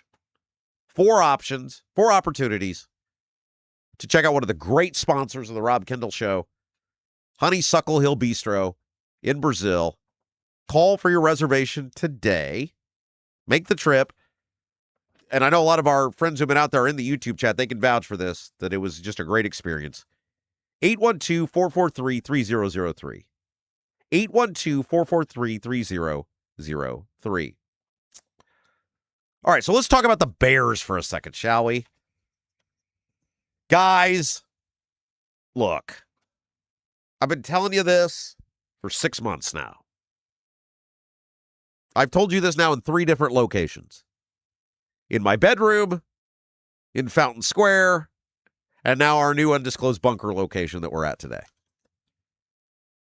The Bears are using Indiana and their dumbass politicians to get a better deal with Illinois. The Bears were never going to leave Illinois. The Bears never intended to leave Illinois. The Bears never intended to go to Hammond. They're not going to Hammond. And it is both pathetic and insightful how Indiana politicians have rolled over for the Bears. Look, I am hoping the Bears don't come here. Not just because I predicted they wouldn't, but because of the massive financial cost to the people of Indiana. I hope our friends, our neighbors, me, are spared the tax increases. But there was an article today in the Chicago Tribune that came out about the new approach from the Illinois General Assembly. And the governor, because remember when the couple of weeks ago, a month ago, whatever it's been now, where all of it broke down in the Illinois General Assembly in the wee hours in the morning, last day of the session. And the House passed a bill, and the Senate had a bill. They weren't the same bill. And everybody thought, okay, now they're going to conference back together, and then they're just like, we're all going home. Have a nice life. And everybody's like, where's the bill? They're like, there is no bill. And they were like, well, what about the Bears? And they're like, yeah, we'll get it figured out. Remember, like they interviewed the Speaker of the House. I think Cam Buckner is his name. And they caught him going into his office after the session wrapped up. And he's like, that'll be fine. But the Bears don't have a stadium bill. And they said they needed one by summer. Yeah, I know we said that. It'll be fine. That didn't look like a guy who was super worried about the Bears skipping town. The governor, Pritzker, I mean, he is a complete dumbass. But he came out the next day and was like, it's the Bears' fault. We're not giving money to billionaires. It's the Bears' fault. And I was like, wow. You know, there's an old saying, right? Like, absence makes the heart grow fonder. And, you know, sometimes with the significant other, let them leave. And then they'll be really mad and they'll be like, well, why doesn't he like me? Why doesn't he care that I'm about to leave? Doesn't he know what he'll be missing? Doesn't he know how great I am? What's wrong with you? You see that sometimes with dating, right? Well, I'll find another guy. Okay, good. See you. Bye. Good luck. You'll be back. That really has appeared through this whole thing, what Illinois is doing. That they believe the Bears, because they're already hundreds of millions of dollars into that Arlington Heights site, were never leaving the state of Illinois. And they believe that Hammond site has major issues, which a lot of people have reported it had, with the environmental stuff. And then don't you love, like, the environmental stuff, potential environmental hazards come out. The mayor of Hammond is like, it's fine, the Bears will figure it out. But, sir, your residents could be polluted. They could be poisoned. They could be harmed. No, the Bears are experts in environmental damage. It'll be great. They never lie to the public to save a few bucks. It'll be fine. And we're like, whoa, well, maybe. And then remember, we had Chuck Pullen, the voice of the region. Excuse me. It's almost all gone. There's some of it still left. Almost all gone. Yeah, we need a cough button. We really do. You know, I was laughing with my wife last night. I was like, the last 3 or 4 shows have been so horrible because all this stuff, I mean, you know, I'm not sick anymore, but it's all, not to be too graphic, but it's all coming out, right? And it's such pressure to have thousands of people looking at you over the course of a day and realize your head is like a balloon filling up with water. And you're like, I gotta make it to the break. I can't let snot just come dripping out of every pore. I gotta make it to the break. It's a lot of pressure. The show is not pressure, but to not look like a complete idiot on the camera is a lot of pressure. But we had Chuck Pullen, the voice of WJOB, on a couple weeks ago, well, almost a month ago now. And he's like, the Bears ain't leaving Illinois. I was like, but, and he goes, no. He goes, you people down there, you don't know how region politics work. We up here, we're not even paying attention to this yet. We know how it works. And I was like, but they said, and the politicians here, and he goes, yeah, Bears don't care about that. And so today, the Chicago Tribune had an article that came out which laid out that the governor has now said, because remember the governor was like, I'm not calling a special session. And this legislature was like, yeah, we don't see a special session being done. And everybody was like, but the Bears said they got to make a decision by summer. And the Bears have said they're moving forward with Hammond. They're like, yeah, we don't see a special session being necessary. And I kept telling you guys, this does not appear to be a group of people that is panicking about losing this franchise. Not because they don't want them to stay, but because they don't think they're going to leave. And so the Tribune article today details how the governor has now come out and said, well, you know, I would be willing to call a special session. I'm not necessarily opposed to that, but I'm not going to waste everybody's time if we don't have a deal. So here's what I'm telling you to do, Bears. You got 2 bills that have passed. One passed the House, one passed the Senate. They're different. You figure out from each one of them what you want. You guys do the work and get the politicians on board, and then I'll call the special session and we'll vote on it. That is some gusto. Hey, I kind of get that I'm the governor and we pay these lawmakers to work. I don't feel like doing it. Bears, you know what the deals are. You mold them together. You give me a bill. You get people to vote, agree to it. I'll call the special session.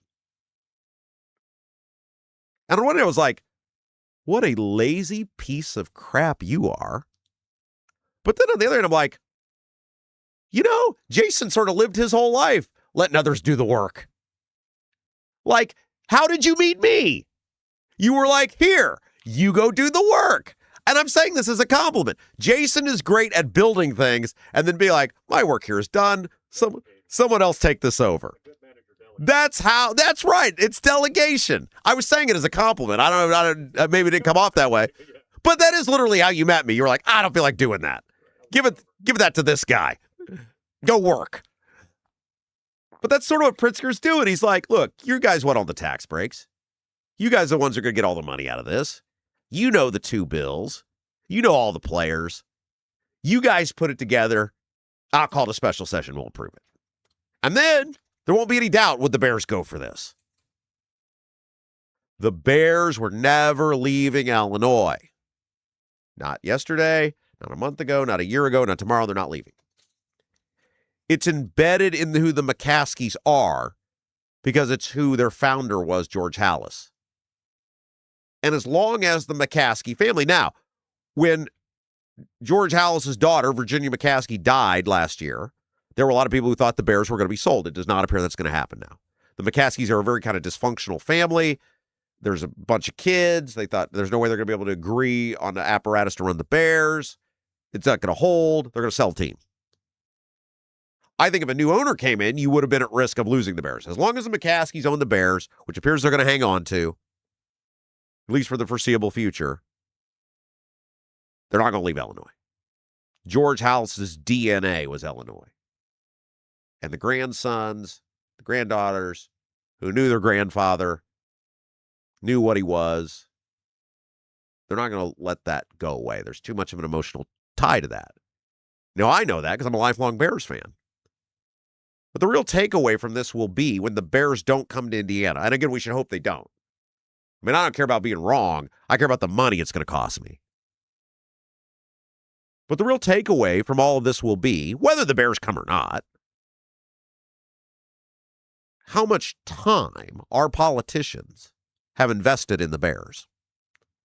How much of our stuff the politicians were willing to give away to the Bears. How much energy, how much resource, how much focus our politicians were willing to give, how much corporate welfare our politicians were willing to give of both parties. I mean, look, the Republicans are in charge, but a bunch of Democrats voted for this too. I have no idea why these Democrats have agreed to vote for this. Politically, it was a bad move. But Democrats, Republicans, people of both parties, how they were willing to move so quick for the Bears, but so slow for you. I hope that will be the lasting legacy of the Bears in Indiana, not the Bears in Indiana. That you will remember when the curtain was pulled back and was put on full display, how our leaders couldn't wait to get things done for the Bears. And for you, well, we'll get around to it when we get around to it. Hey, guys, selling your home is a massive transition, and it can feel overwhelming. Lauren Wilson believes you deserve a real estate experience that is as personal as the home you're selling. That's where she comes in.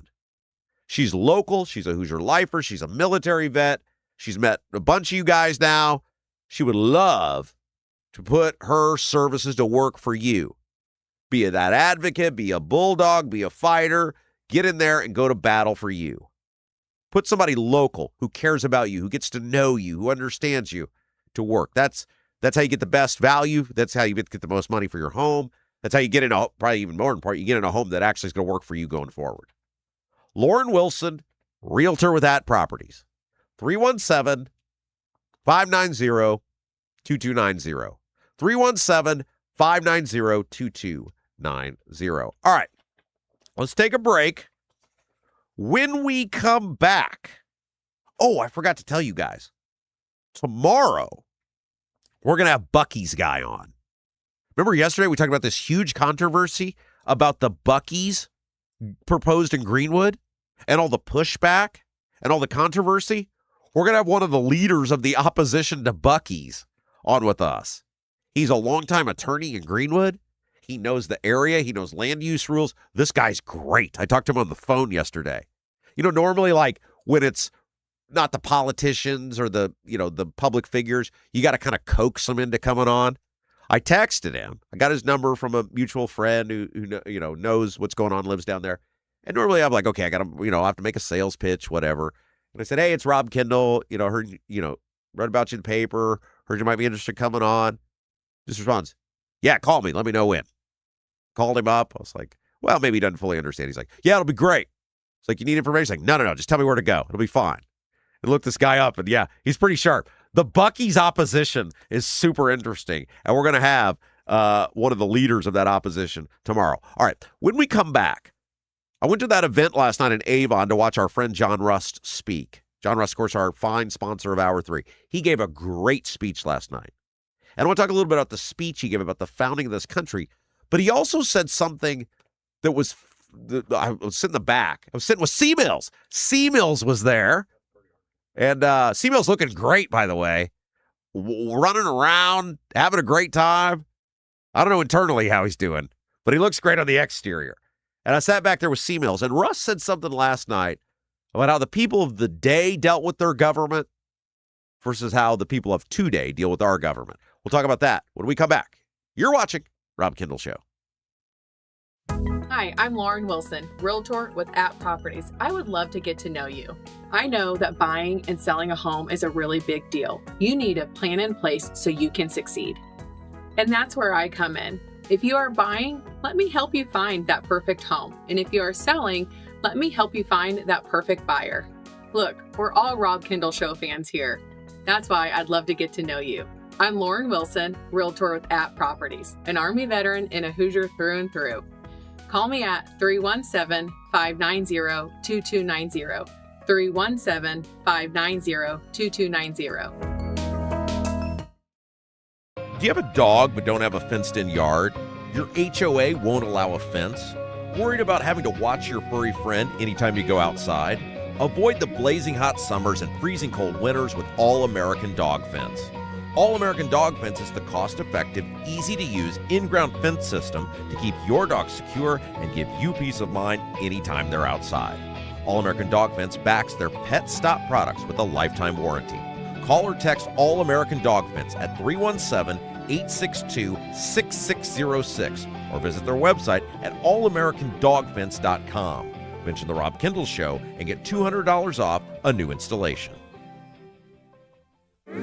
Buying a home or thinking about refinancing? Work with someone local who understands the Central Indiana market. Gary Tedrow with Verity Mortgage helps homebuyers and homeowners explore options for purchasing, refinancing, or even consolidating higher interest debt through their mortgage. Gary's approach is simple, clear advice, and personalized guidance so you can make confident decisions. Visit loansbygary.homes to learn more or get started today. You've got nothing to lose but dollars on your mortgage payment. So call for a free, no-obligation quote, 317-695-5179. Gary Tedrow, NMLS number 179207 with Verity Mortgage, NMLS number 70345, an equal housing opportunity lender.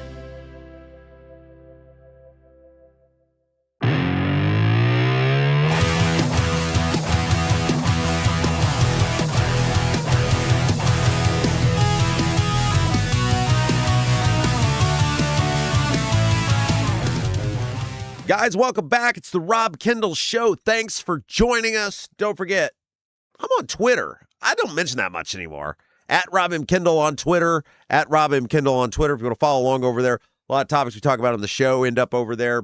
Comments at Rob M. Kendall on Twitter. A couple of housekeeping items. Then I'm going to get to what John Rust talked about yesterday that was fascinating about the foundation of the country. And there, like I've seen a lot of speakers over the years, and it's very rare I hear something where it's like, oh, that was really good, or something, really different from what I've heard. And, but before we do that, a couple of housekeeping items.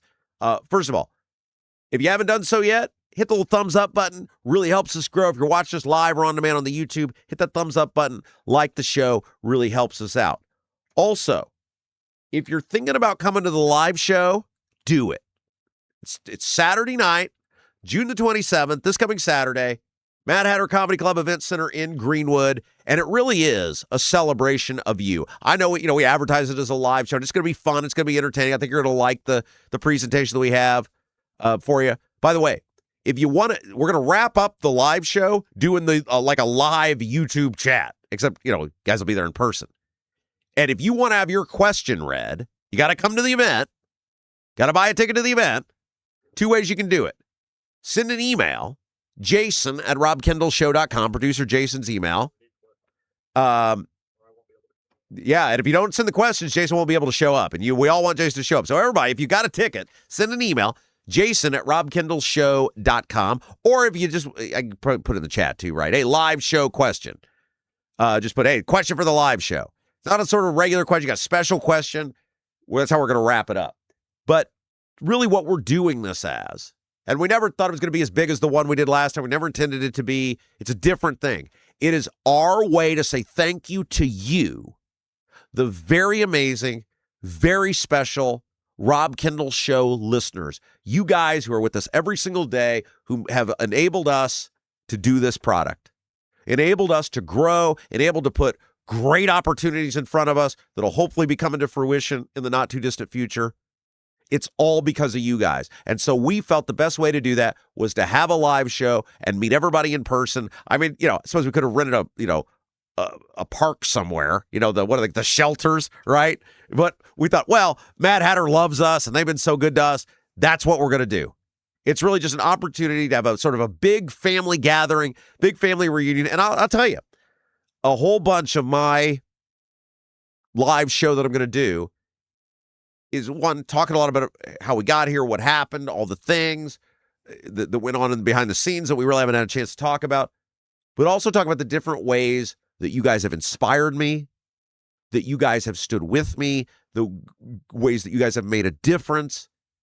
It really is just going to be me. A lot of it's going to be me pouring my heart out to you guys, saying thanks for making this all happen. I mean, we are literally changing the way media is being done and considered in the city, and it's because of you guys. So if you haven't got your tickets yet, please do. Please join us. Get your tickets now, robkendallshow.com. The live link is up at the top of the page. We'll love to see you there for our fun little intimate evening together, Mad Hatter Comedy Club and Event Center in Greenwood on Saturday. And submit your questions. You can do it either in the live chat, just say, hey, Jason, question for the live show, or email would be preferred, so that way Jason keep track of them a little bit easier. Jason@robkendallshow.com. Hey, guys, got a leaky chimney, water in the basement, cracks around the exterior of your home? Bramwell Mackay Property Services and Consultants is your authority for chimney repair, tuck pointing, foundation repair, crawl space to basement conversions, basement waterproofing, and more. Bramwell Mackay doesn't offer quick patches. Their team of 40-year master masons and industry experts address the root cause and provide solutions that last lifetimes. Your home is one of your biggest investments. Treat it that way. Bramwell Mackay, BRAMWELLMCKAY, BramwellMackay.com, your masonry foundation and chimney specialist. All right, so I went and saw John Russ speak last night in Avon, the Defenders of Liberty monthly meeting. It's a great Tea Party group. They've been around 15, 16 years now, and they meet once a month, and they have great speakers, and they talk about causes and policies and all sorts of stuff. If you're a Central Indiana person looking for a great group to join up with, they would be that. Rick Barr, who runs the group, phenomenal guy. And John Rust was one of their two featured speakers.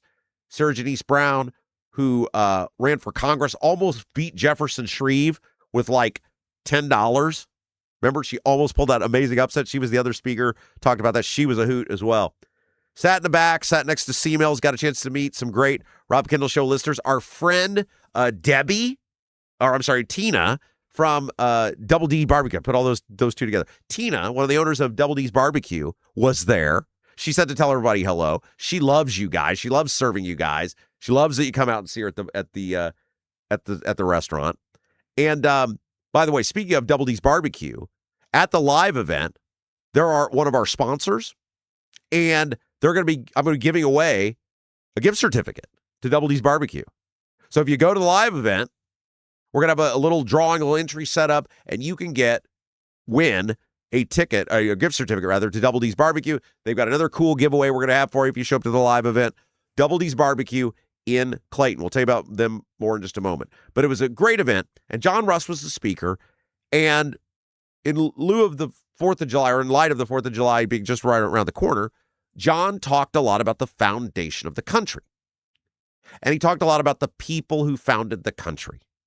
And he talked about some obscure people who were involved in the battle, at least obscure from the standpoint of, hey, nationally not remembered the way Washington or Jefferson or those guys were remembered.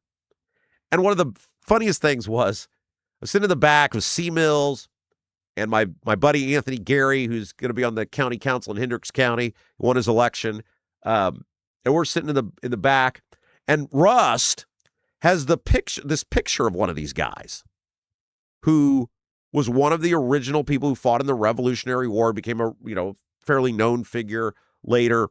And it was a picture of this guy in old age back, one of the original photographs, right? So taken in years later in the 1800s. And this guy was very old. I think he lived to be 100 years old. And he had a picture of the guy that he's talking about and the battles that the guy was involved in. And I pick it up, and it's like great card stock, right? Like no, $7.95, 500 sheets, you get it to Walmart. And I looked at my buddy Anthony, and he goes, man, that's some really nice paper Russ printed that out on. I said, yeah, I don't think there's anything cheap in Rust's household. I don't think there's anything discount in the Rust household. But John gives this great speech last night, and he's talking about the founders. He's talking about the country and these different battles and things that went on. And then he brings it back to how people are handling things today. And he compares things that were going on in the moment that the founders were rebelling against, that the soldiers were fighting about. And then he keeps bringing them back to things that, are on some level comparable today and how we're handling them or not handling them. And one of the things that he made very clear was he talked about the fight over the tax on tea. And he talked about what it was in dollars then, what it was, 3 cents then, and what that came out to today.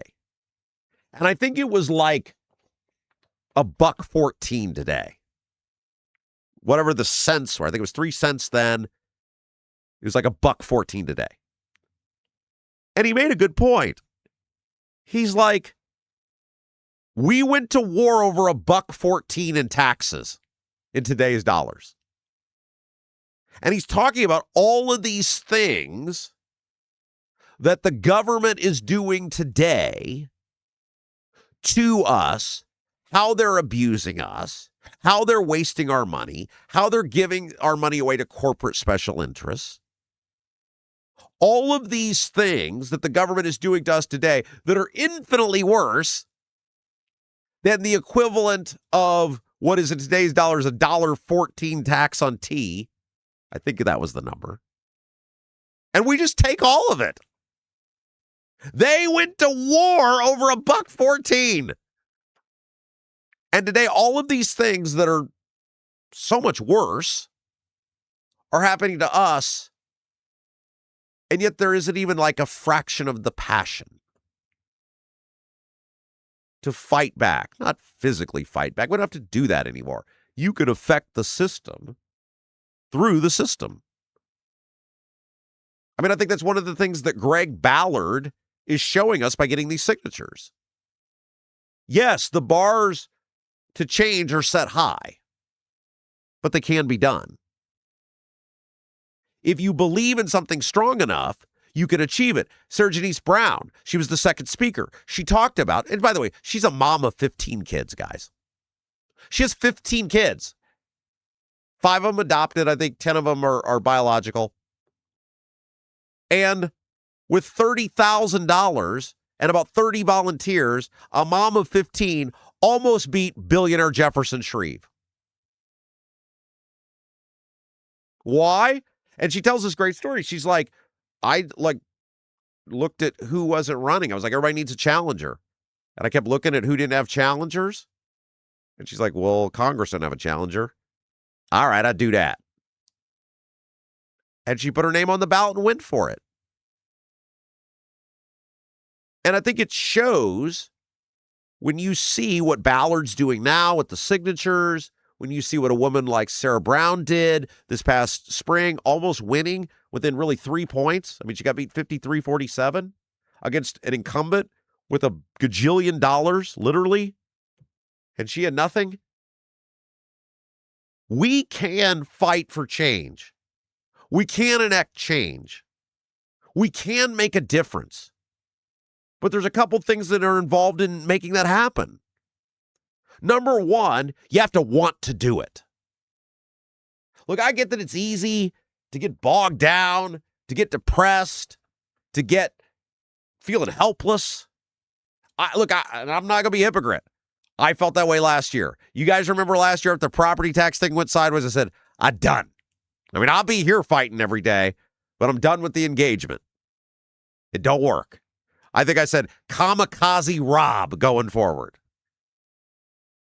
It's easy to do. Defeats do that to people.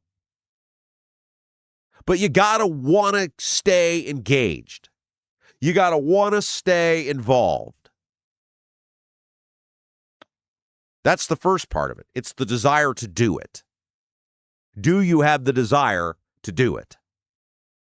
The second thing is, you got to get off the couch and actually do it. It's your life at stake. It's your life on the line. It's the betterment of your existence at play. Do you care enough? Do you care enough about what's going on, about how you're being affected, to engage and fundamentally make change? It doesn't always mean you run for the office, but are you helping people? Are you joining up with the campaign? Are you inspiring? Are you motivating someone else who's on the fence to do it? Are you going to the events? Are you telling your friends about what's going on? There's a whole bunch of different ways that you can have an influence and make a difference, but you got to put some effort into it. And you see, in the case of Sarah Brown, how, there's an aura of inevitability about these candidates, right? Like, well, Shreve won. He's a billionaire. Why would you even take him on? And that's what they feed you. The incumbents want you to believe that. They want you to believe in the aura of inevitability. Because the aura of inevitability means they never get challenged. And you would be surprised at how often the power structure falls apart when it just simply gets challenged by anything remotely competent, anything remotely decent. How much of a difference a handful of people can actually make.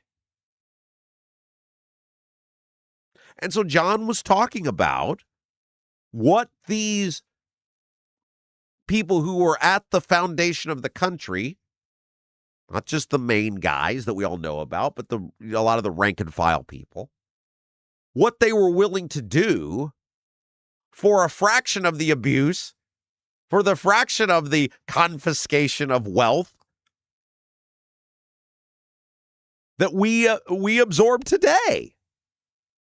Why do we take that? Why do we accept it? Why do we say it's okay?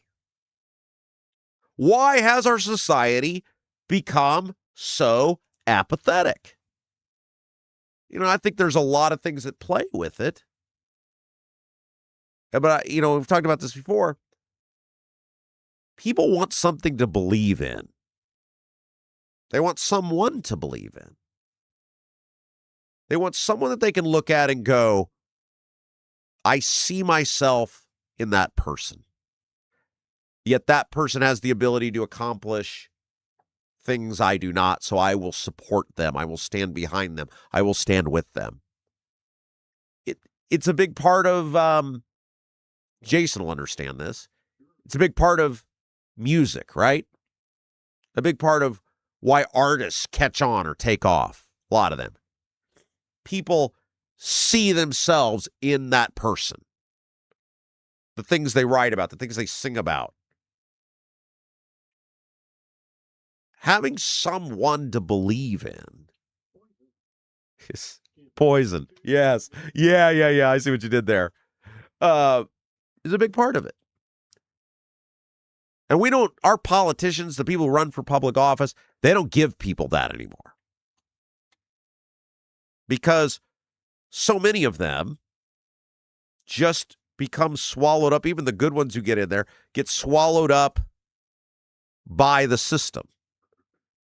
The easy street, the need to be liked, go along to get along. You'll be safe. You'll be fine if you just whatever. It's sort of how I started the show today. It's what our business is becoming. There are fewer and fewer antagonists by the day in conservative media. What once attracted me to this business, to want to be a part of it, the idea of accountability, being an accountability factor, holding people to account, holding the politicians to account,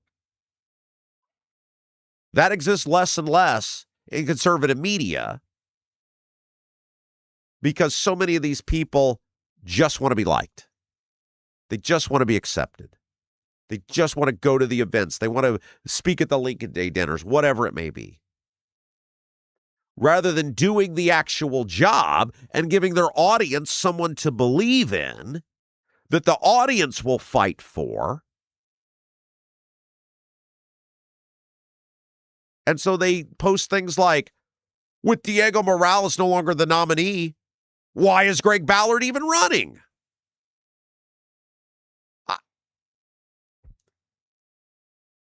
Look, it's always interesting to me how our business and politics mirror each other. And so my challenge to you, and it's after hearing John last night, it was a great speech. I'd never heard John speak publicly before. Obviously, every engagement I had with John, we've had lunch together before. We've done these interviews that you guys have all seen. I'd never seen him speak in front of a crowd before. He was great. And I was talking with C. Mills, and I was talking with my buddy who was there too, and I said, man, when you hear John's story about growing up as a conservative, about growing up in the time of Reagan as a conservative, as a young guy and a teenager in the 80s, and then he tells this story about what a massive Margaret Thatcher fan he was, how he went overseas just to see Margaret Thatcher address Parliament. And of course, you guys know I love Margaret Thatcher. He was speaking right to my heart. You realize, I told those guys, I said, man, if I'm Todd Young, now that they can't keep him off the ballot, I'm super worried. Because he really connects well in those small type settings.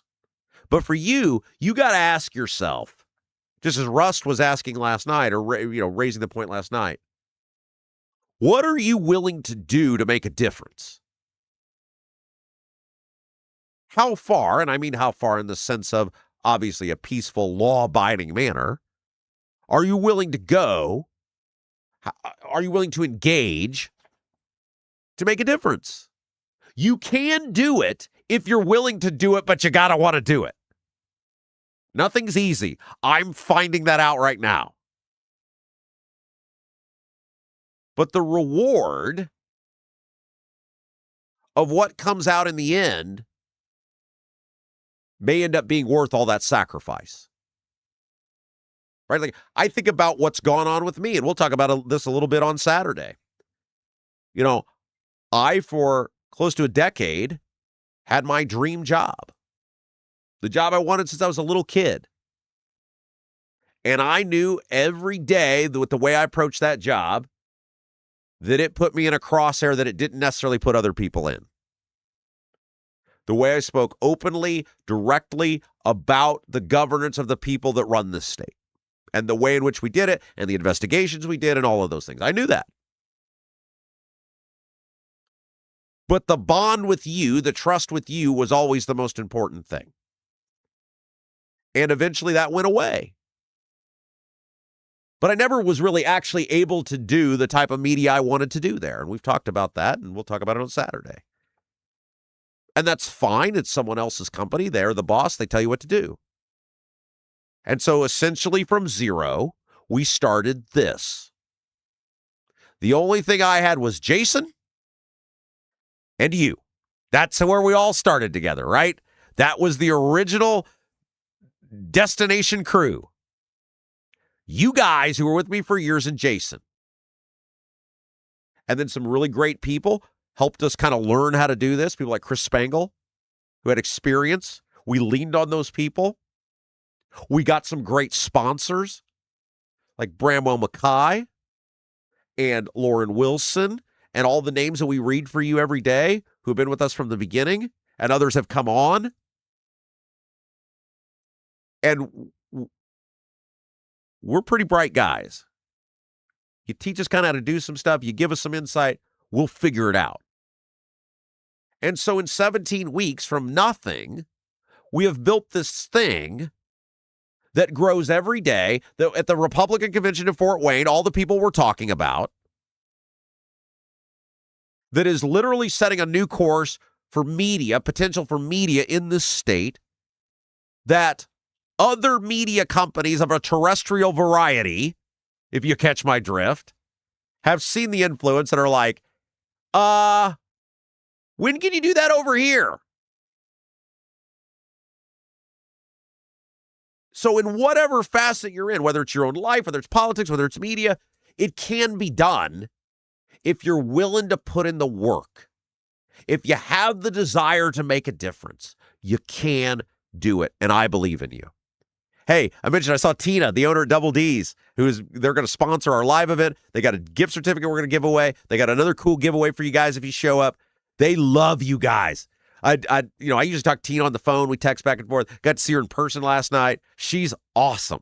And they love you guys. And they would love to see you guys tonight, today, and tomorrow. They're only open Wednesday and Thursday this week.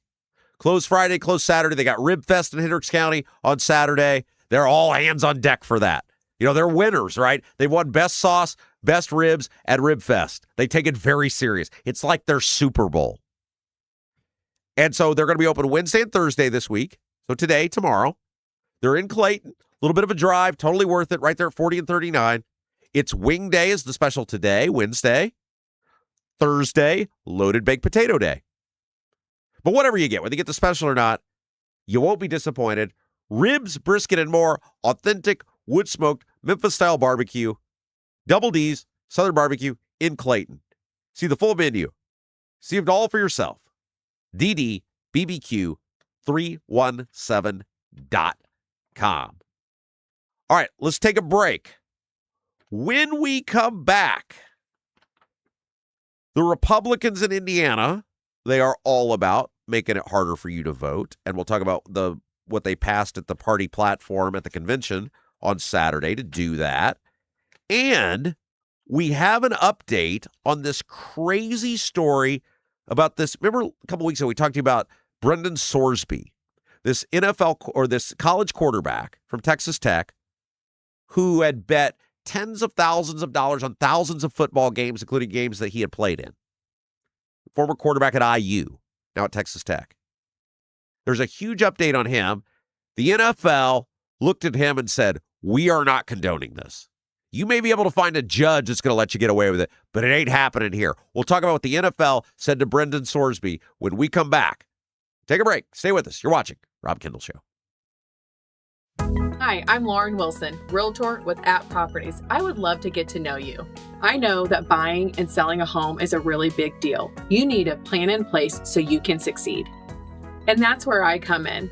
If you are buying, let me help you find that perfect home. And if you are selling, let me help you find that perfect buyer. Look, we're all Rob Kendall Show fans here. That's why I'd love to get to know you. I'm Lauren Wilson, Realtor with App Properties, an Army veteran and a Hoosier through and through. Call me at 317-590-2290. 317-590-2290.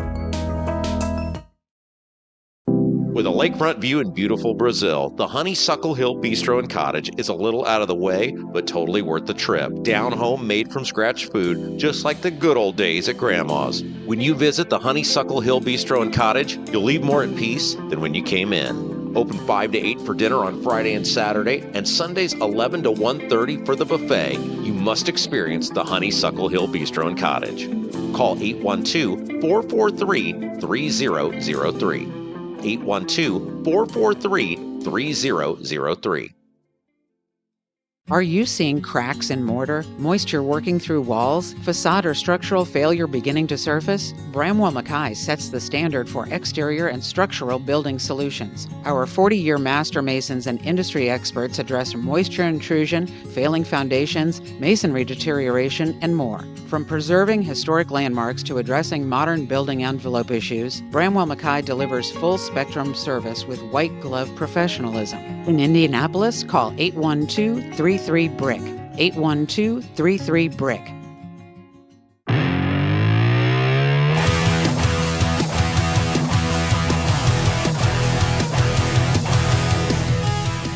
Hey guys, welcome back. Rob Kendall Show. If you haven't done so yet, we're closing in on that magic number of 200.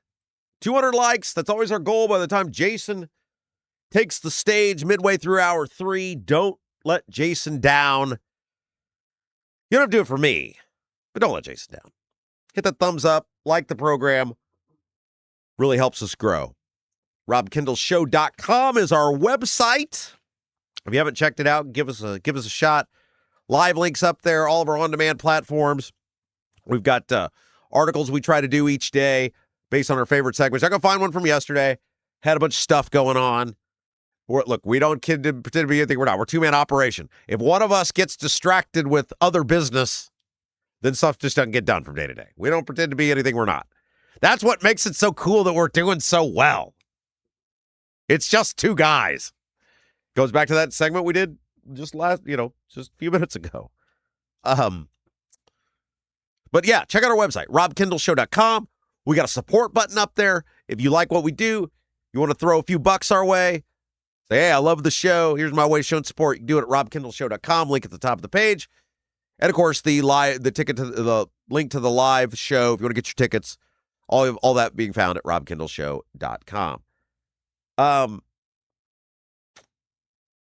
Okay, so Brendan Sorsby, I've talked about him before.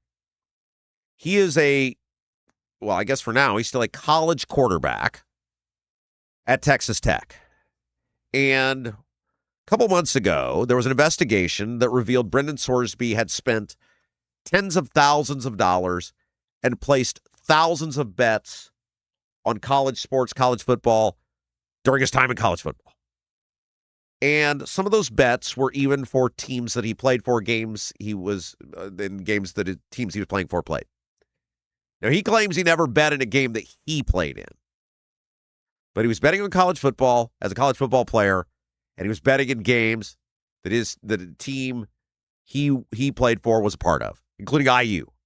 So Sorsby was the quarterback at IU for a while before Cignetti showed up. He transferred to Cincinnati. He did very well at Cincinnati. And then this past year, he was like the main guy in the transfer portal, and he ended up at Texas Tech. By the way, if you guys aren't aware, and I'll do a lot of sports here unless it sort of transcends society, this story does, which is why I'm going to talk about that and how it does in a second. But Texas Tech, this is very weird. Texas Tech has one of the largest NIL money pools of any college football program. That's how they've gotten so good so fast. They just buy the players. And so Sorsby took advantage of that with Texas Tech. I thought his number was like $5 million. I could be wrong. But anyway. And so this investigation comes out that Sorsby has placed all of these bets on college football, including games, teams he plays for have been a part of. And the NCAA rightfully immediately suspends this guy. You're like, you're out. You cannot play college sports. You cannot be in college athletics, betting on college athletics. You're out. And then, of course, Sorsby does what so many people do in our society. Instead of taking ownership of it and go, yeah, I did it. I got an issue with this. I need to go away for a while. And hopefully, maybe in a year, whether it's through the NFL or I come back to college or whatever, I'll come back a reformed person, but I got a serious issue with this. Because gambling is an addiction. It's no different than drugs or anything else if you're addicted to it. Now, lots of people gamble and they're not addicted to it. They enjoy it. It's like, I placed a few bets on the U.S. Open.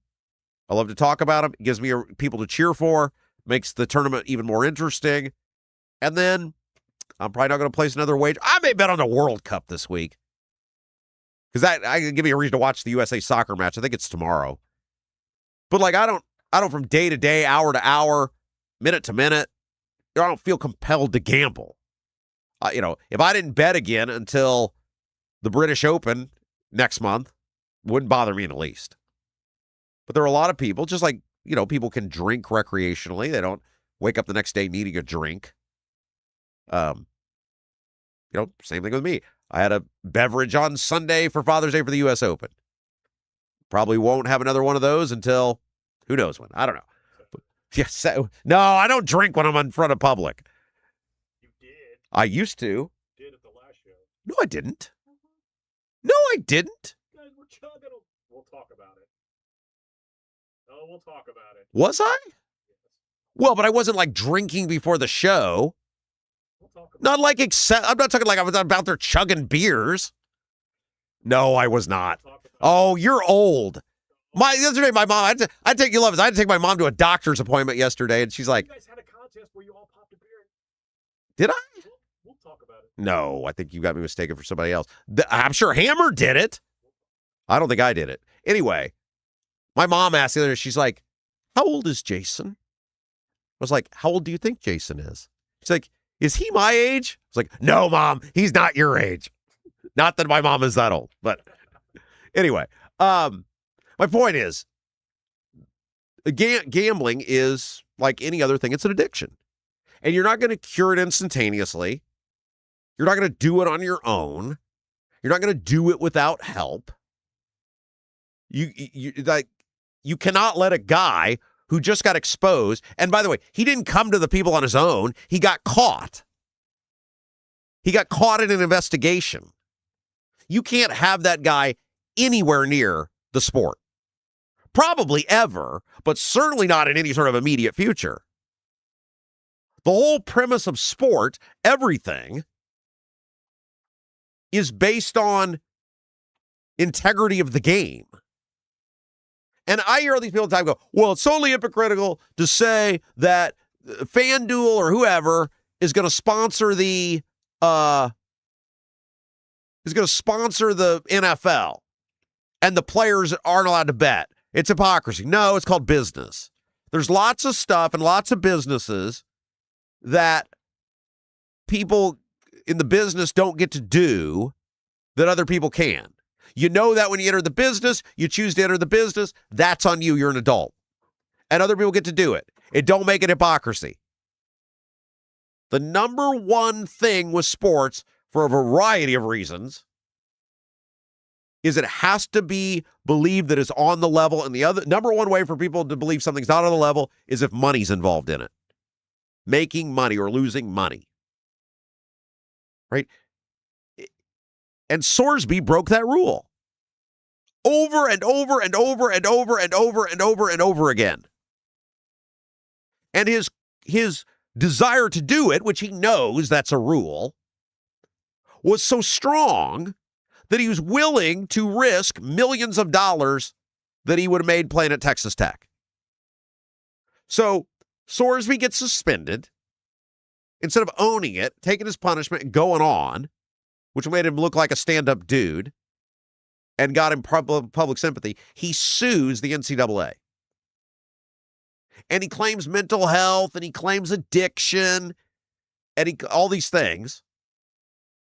And he finds this rogue judge who, to the dismay of everyone, there wasn't a soul alive who was like, yeah, he's got a pretty good case here.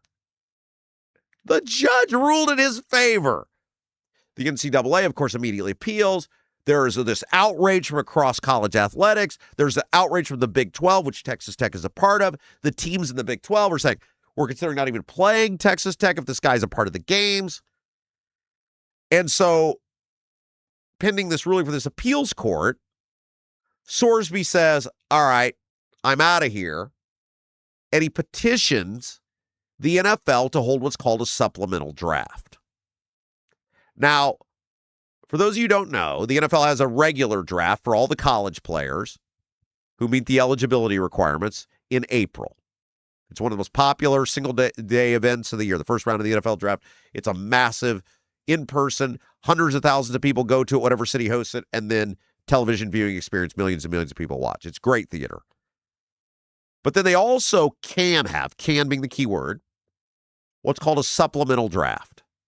And that is for guys who, for whatever reason, didn't qualify for the regular NFL draft. Most of the time, it is for players who are removed from their college playing experience for a variety of reasons. That's usually the way it goes. You guys may remember several years ago when Ohio State had the big scandal with the tattoos and all that stuff. Some of those guys ended up in a supplemental draft. The NFL doesn't have to have one. They can choose to have one. It's their choice. And so Sorsby petitioned the NFL days before the deadline to say, I would like to enter the supplemental draft. Please host a supplemental draft so somebody can take me. And the way the supplemental draft works is teams, it's very interesting. Teams can write down a bid on a player. So there's 7 rounds in the NFL draft. The supplemental draft is the same way, except you write it down. Okay. So, and the picks have an order to them. And you say, let's say the Jets think Sorsby's worth a 3rd round grab. And they say, we bid a 3rd round pick on Brendan Sorsby. And the Browns also think Sorsby's worthy of a 3rd round pick. And they say, we bid a 3rd round pick on Sorsby. Whoever would have had the first pick, the pick ahead in the 3rd round would get Sorsby. You would then surrender your pick in the upcoming draft, the next year's draft, because you used it in the supplemental draft. And so guys have been picked all over the map in the supplemental draft over the years. So Sorsby petitions the NFL to have a supplemental draft. And according to ESPN, and great on the National Football League. Look, National Football League, they get a lot of crap from people, and a lot of it's warranted. But great on the National Football League because they told Sorsby, kick rocks, we ain't doing it. Here's what the NFL wrote to Sorsby, according to ESPN. Your petition, filed 3 business days before the deadline, without any supporting information or documentation, and only after abandoning your recent litigation efforts to avoid NCAA sanctions, does not provide a basis for the league to alter those plans. They're talking about those plans to not have a supplemental draft, because Sorsby would have been the only guy in the draft. The sole reasons identified are that you have been declared ineligible by the NCAA, have exhausted all of your avenues to continue in the NCAA, and now want to play in the NFL. The NFL basically said, you broke the cardinal rule of sports as a player. You bet on it. And yes, as the NFL, we don't govern or are not bound by or are not tied to the rules of the NCAA. However, whether you're in the NFL or college or high school, the cardinal rule of sports is you can't bet on the sport you play on or games that your team you play on play in. You broke that. We are not going to bail you out, a guy with clearly a serious gambling addiction and zero self-control. We are not going to bail you out just because you're a good player and might be an addition to our league, because we believe you still got a serious problem. And I don't think they said this directly in the letter, but we believe you're going to do it here. And then you become our problem. So no, we're not going to enable this. Get lost. The NFL knows, because they've dealt with it, as is the NBA, as is Major League Baseball, gambling is a sickness. Gambling is a disease. I'm saying gambling addictions. There's a lot of people who gamble who are not sickness, they don't have disease. But people who can't stop doing it, like this kid, you need serious help to cure yourself of that. And most people never actually get cured. And the temptation is always there. We're not going to enable that. And my point is we need more of that in our society. We need more people as parents, as mentors, as community leaders, as business owners, whatever, to say we are not enabling bad behavior. It's one of the things I struggle with as a parent. I had this conversation with my mom yesterday when I was driving her home. And she was talking about, I hate it when Livy cries, my soon-to-be 3-year-old. And I said, yeah, but she has to know that you can't throw a fit just because you don't get your way. She said, yeah, but it just makes me sad. And I said, she knows that. That's why she does it. If you don't reward the behavior, then she just is wearing herself out. And eventually, she gets to the point where she realizes there's no point in the behavior. When Livy was little and we first put her from sleeping in bed with us into the crib in the next room, she didn't like it. And she used to scream, as kids do. And your initial reaction is, I got to go in there and check on her. She's miserable. And then it's also, this is driving me insane. And this has to stop for me. But you quickly realize as a parent, you got to endure some insanity on your end. She's fine. You're in the next room. You can hear her if anything happens. She's not getting what she wants. She's fighting back. If you give in, you reward the behavior. If you say this kid has a sickness, so he shouldn't be held to account, you're telling other people that all you got to do is break our rules and just claim you got a sickness, and then we don't have any rules anymore. And the whole integrity of the game goes upside down. We don't hold people accountable anymore. It is exactly what is going on with Diego Morales. You heard that interview with Daniel Elliott. There is zero desire to hold him accountable from Elliott or any of those people. Rokita, Banks, Braun, Micah, any of the legislators, any of them. You don't hear one damn person talking about holding Diego Morales accountable. And so I tell you, with a very straight, sincere face, if you vote for their nominee, you are saying it is okay to never hold him accountable. You are saying that behavior is okay. You are telling the Republicans, covering that up for 4 years, and then just at the end when you were going to lose the election, go, well, we'll just replace him. Like at some point, you got to be above your party. I don't care how Republican you are. You can't, as a person with any sort of clear conscience, say it's okay for Diego Morales not to be held accountable, and anybody who knew about it and didn't do something about it. We don't know. And see, this is what I think the Republicans are worried about. We don't know who knew exactly what and when. And we don't know who was connected to Diego and when. Hell, we don't even know exactly what Diego did and when.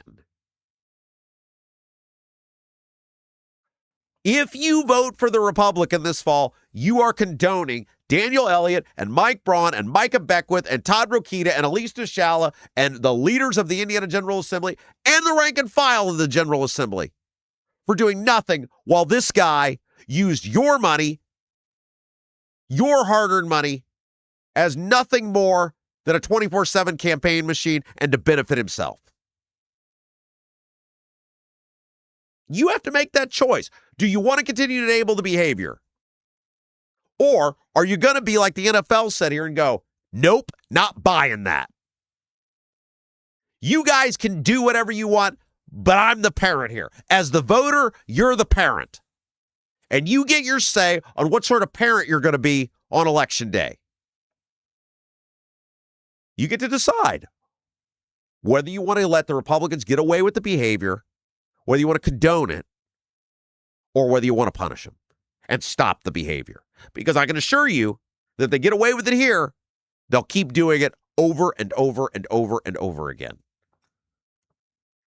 Hey guys, Lauren Wilson, we love her. She's a realtor with @Properties. She's been with us from the beginning.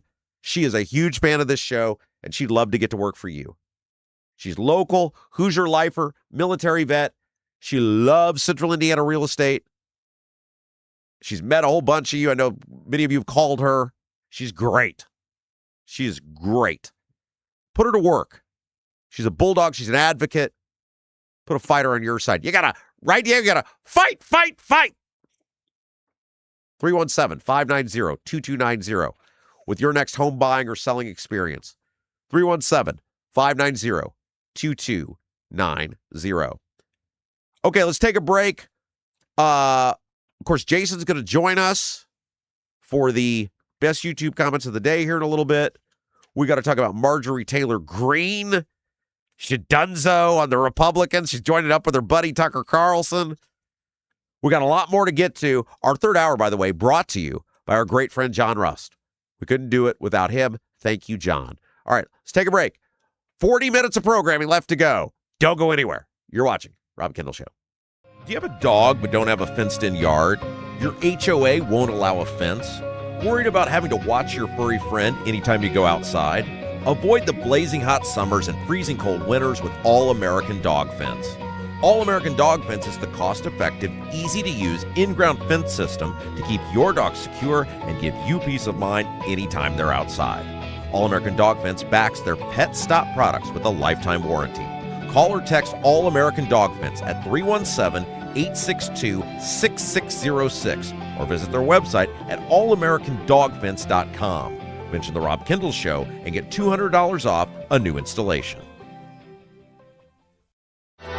Right now, everything's expensive. That includes things you need around the house. If your water heater, water softener, or well pump goes out, or even if your toilet stops working, you could be looking at a major expense. Don't let your next call to a plumber break the bank. Call John at Black Sheep Plumbing.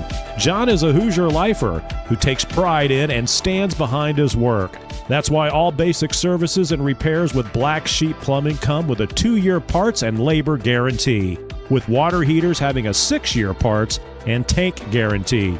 Call or text Black Sheep Plumbing for all your needs today and speak directly with John, the owner. 765-315-7558. That's Black Sheep Plumbing at 765-315-7558.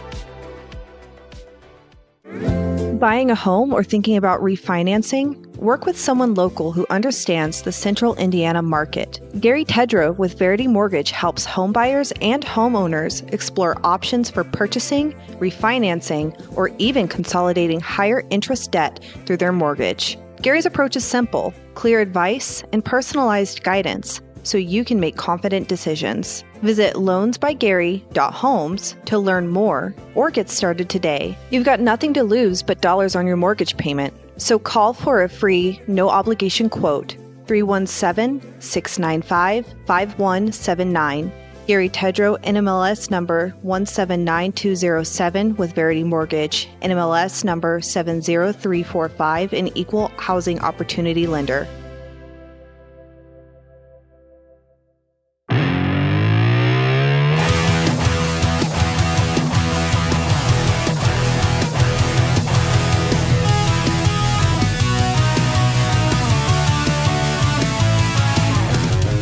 Hey guys, welcome back. Rob Kendall Show coming up here in just a few moments. Jason's going to make you guys the star, our best YouTube comments of the day.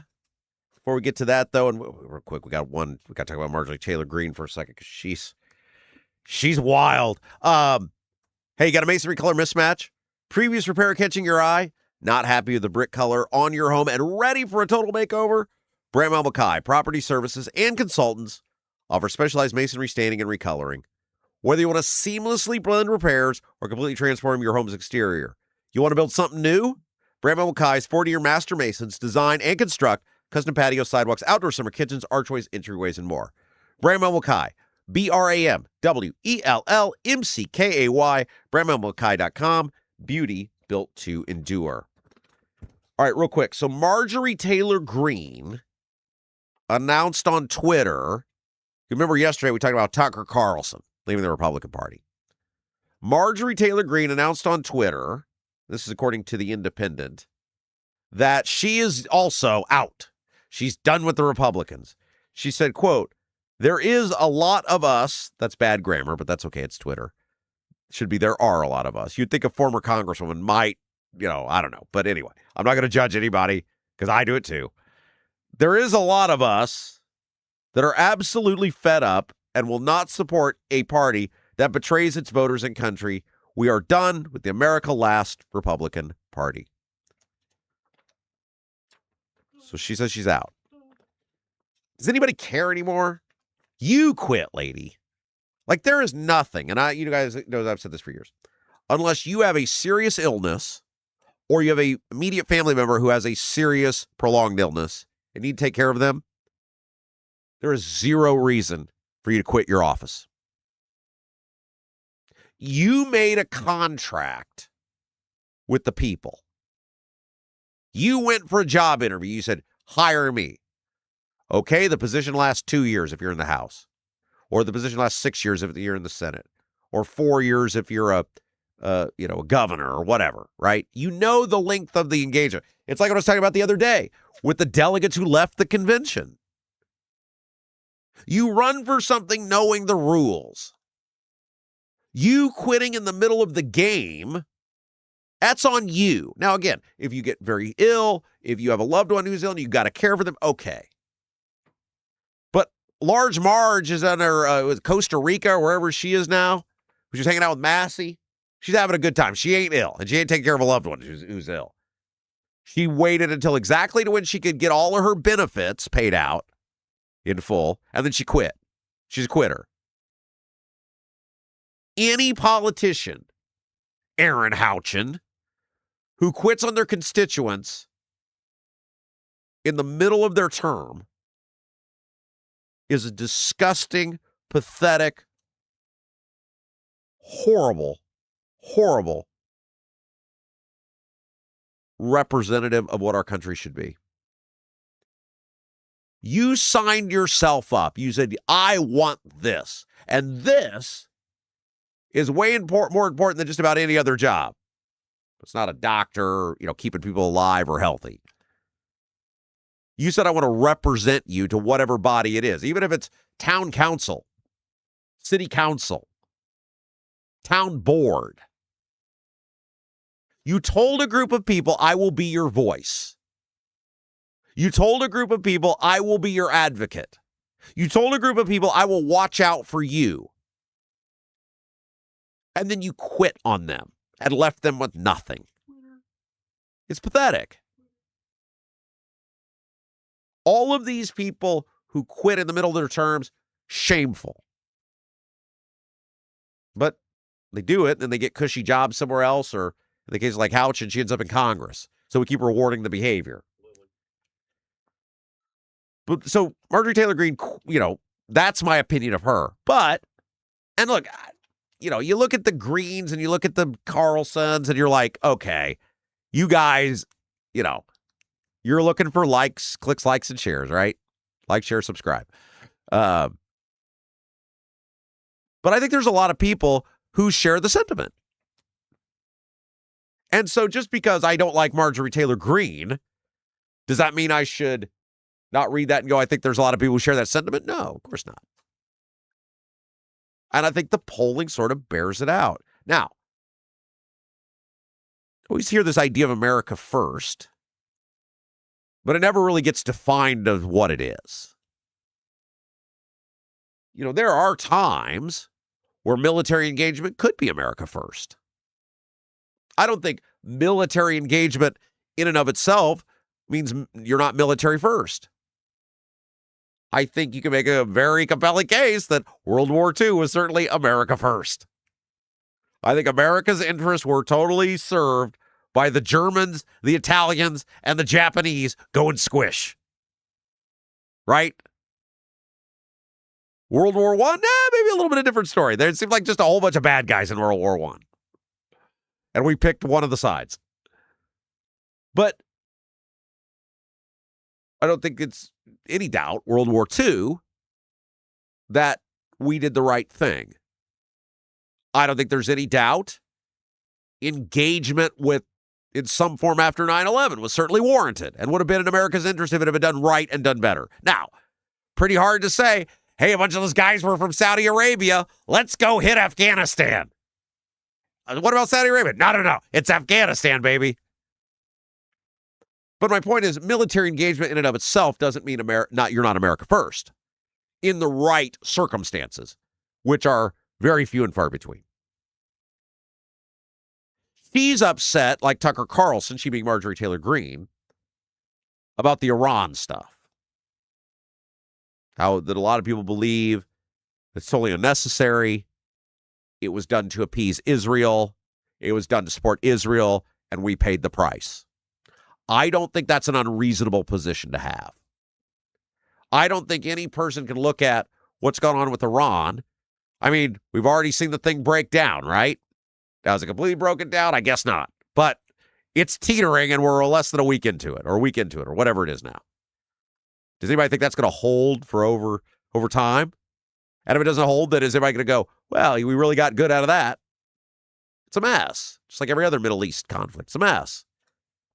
A new poll from CBS, according to The Independent, found that 69% of Americans say the cost of the war was has overshadowed the point of the conflict, with more than half believing the conflict has caused more problems than it's solved. Yes, I agree with that.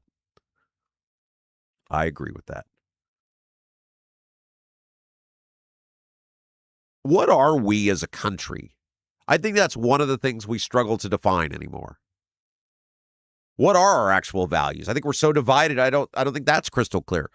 There was a time where America really did have a core set of values that you could espouse, and I think whether someone was a Democrat or a Republican, they would say, yeah, I agree with that. I don't think that's the case anymore. I mean, you saw these elections last night, socialism on the rise in America. No doubt about it.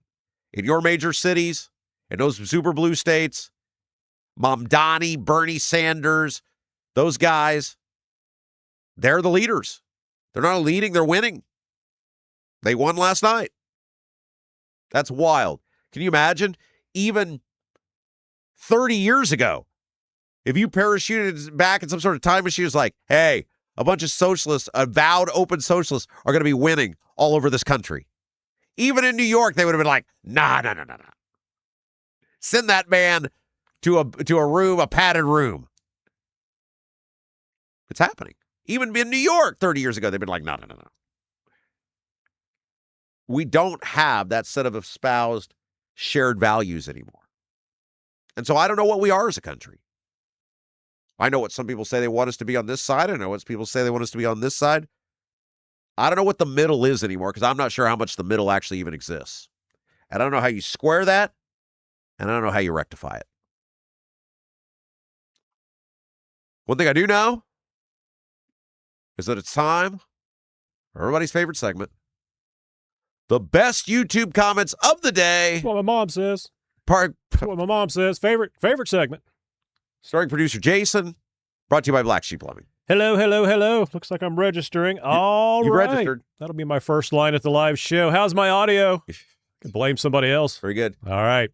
The chat brought to you by Black Sheep Plumbing. Black Sheep Plumbing. If your water heater, water softener, or well pump goes out, even if your toilet stops working, you could be looking at a major expense. Don't let your next call to a plumber break the bank. Call John at Black Sheep Plumbing. Black Sheep Plumbing can do the job right at a fraction of the cost of the big guys. Owner John McKinney, he's a Hoosier lifer, takes pride and stands behind his work. That's why all basic services and repairs with Black Sheep Plumbing come with a 2-year parts and labor guarantee, with water heaters having a 6-year parts and tank guarantee. That phone number, you want to write this down. Give you a moment, grab that pen, get ready to type this in. Here we go. 765. Put it on your refrigerator. You're going to need it in an emergency. I won't be here to tell you. 765-315-7558. 765-315-7558. Black Sheep Plumbing. All right. Speaking of the live show, You want people's questions. Yeah, we need questions. If you are going to the live show and you'd like me to participate, I got to have something to do. And I'm not a stand-up comic or anything. Yep. So I'm going to use you guys to do that. So we need some questions, and you got to email those. That way I can be a little easier, because if you put them in the chat, I'm just going to read them today. So I can't help it. It's like ice cream. It's sitting there. You got to take care of it, But Jason at robkindleshow.com. There's no the. It's Jason at robkindleshow.com. Just scribble out a couple questions, maybe something you want to know about Rob, or something we've discussed, or an origin story, or anything like that. It'd be good to at least have a good handful of questions from some of the participators, and then we'll probably take some questions from the audience or something. But it would be good and better to have those in advance, so we can kind of, have a little plan what we're going to, where we would take it and that sort of thing. So include your name and your screen name in the YouTube chat. Yeah. You don't have to include your name, technically, just your screen name, if that's all you want to put in there. We're not going to embarrass you, or we don't even really have to call you out. I mean, so if you don't want to be called out, put that in there as well. That way I'll know. You can leave me all the instructions you'd like. That's fine. A couple quick things before we get into the chat. You were talking about sports gambling, and just one thing, like Baby Fishmouth had asked, what's wrong with a player betting on himself to win? And the problem with that, of course, would be the point spread. Right. And because like Rob, he's not a professional gambler. He's not an addicted gambler. But how often do you just bet on winning and losing? Right. It's usually the point spread, how many points a certain person will have, whether they'll get a certain amount of yardage, things like that. That's something that every player can control. Okay, the spread's 4 points. We could kick a field goal, or we could just, I'll throw and if the quarterback's the only one that knows he's betting on them to win, he can waste time. He can do all kinds of things to manipulate that so he can win financially, and the team still wins as well. So that's kind of where I think the average person wonders, why is that not like Pete Rose bet on himself to win? Yeah, but there's so many other things people bet on. Look, and we're a society of rules, right? Like when I was on terrestrial radio, there's a bunch of words I wanted to say. Mm-hmm. You can't say. Mm-hmm. You can say them on the sidewalk. Well, like when I was working at the gentlemen's clubs, I often had the rule that none of the girls could drink, or I would give them 3 drink tickets for the night or something, because you don't want some drunk girl walking around with hundreds of dollars tucked away, and it's easy for those guys, and they're very good at it, to take that money away. And so that's also bad for the clients. And people be like, how can you stop these girls from drinking? I want to buy them a shot. I want to buy them this or that and everything. And they say you won't let them drink. It's like, they're professionals. They're here to work, not to be alcoholics. I mean, that's your job. So, by the way, was that something, were you being facetious? You didn't, I don't mean to bring this up, like the last Hammer and Rob live show, I deliberately did not chug that beer. Hammer did. Okay, I thought, and no. Again, I thought I saw in the room where I was standing there, where David, your old boss, Ethan, I thought you were talking about our live show that Hammer and I did. Yeah, you, Hammer. David was not at the live show Hammer and I just did. I swear to gosh, he was. No, and you're confusing the old. You're confusing the old Night with WIBC. From years ago. I believe it was the live show. I can assure you, David was not at that one. At the live show. What? I was only at one show. Well, the live that's show. what I'm saying, man. I can guarantee you're getting old. Look, I made this rule. I made this rule a while ago. You call Hammer and you ask him if it happened, and he'll tell you. He'll tell you he drank. Yeah, he does. You did too. You guys did it. Man. You all did a chug. No, I can assure you. I was like, what the hell are you talking about? Yeah. No, all of his guests that were back there were you doing were there. Yeah. Ethan? Either one backstage. Yes. What?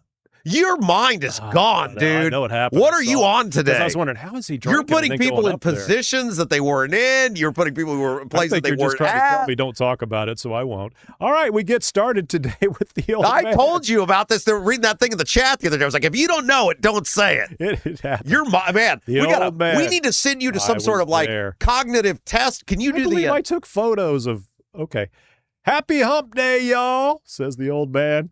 McLovins, good morning, scoundrels. Hoosier 2025. Okay, what show did Rob give the nickname to Max? I missed that, unfortunately. Yes. Okay. You can yesterday. Was it yesterday? No, it was Monday. Monday. Was it Monday? Yeah, it was Monday. Yeah. The Ferryman. The which Ferryman. Is a song. Yes. By Chris DeBerg. Chris DeBerg. And the reason that is, it's at the end of the show on Monday, if you want to hear it, final segment of the show. is because in the song, Don't Pay the Ferryman, Mm-hmm. it's this guy who's on this wild venture. They don't say exactly what it is, like a treasure hunt or whatever. Right. And he has to get across this body of water. There's this massive storm that comes up, and this very shady character approaches him and says, I'll get you across the water. And the guy says, oh, okay. He goes, all you got to do is pay me in advance. And the narrator of the song is basically talking to the character saying, don't pay this guy. You haven't vetted him. You don't know anything about him. He promises you all this stuff. That to me is Max Engling.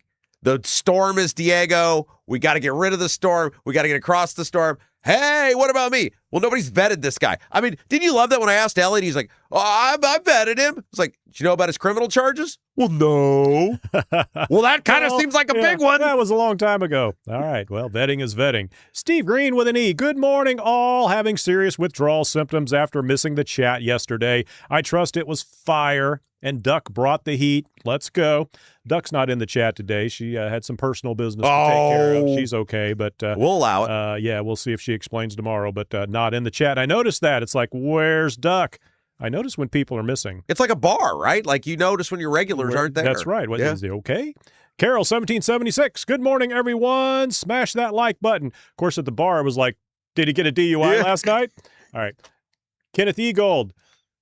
So glad the Bears aren't coming. We don't need another entity sucking the taxpayer dry.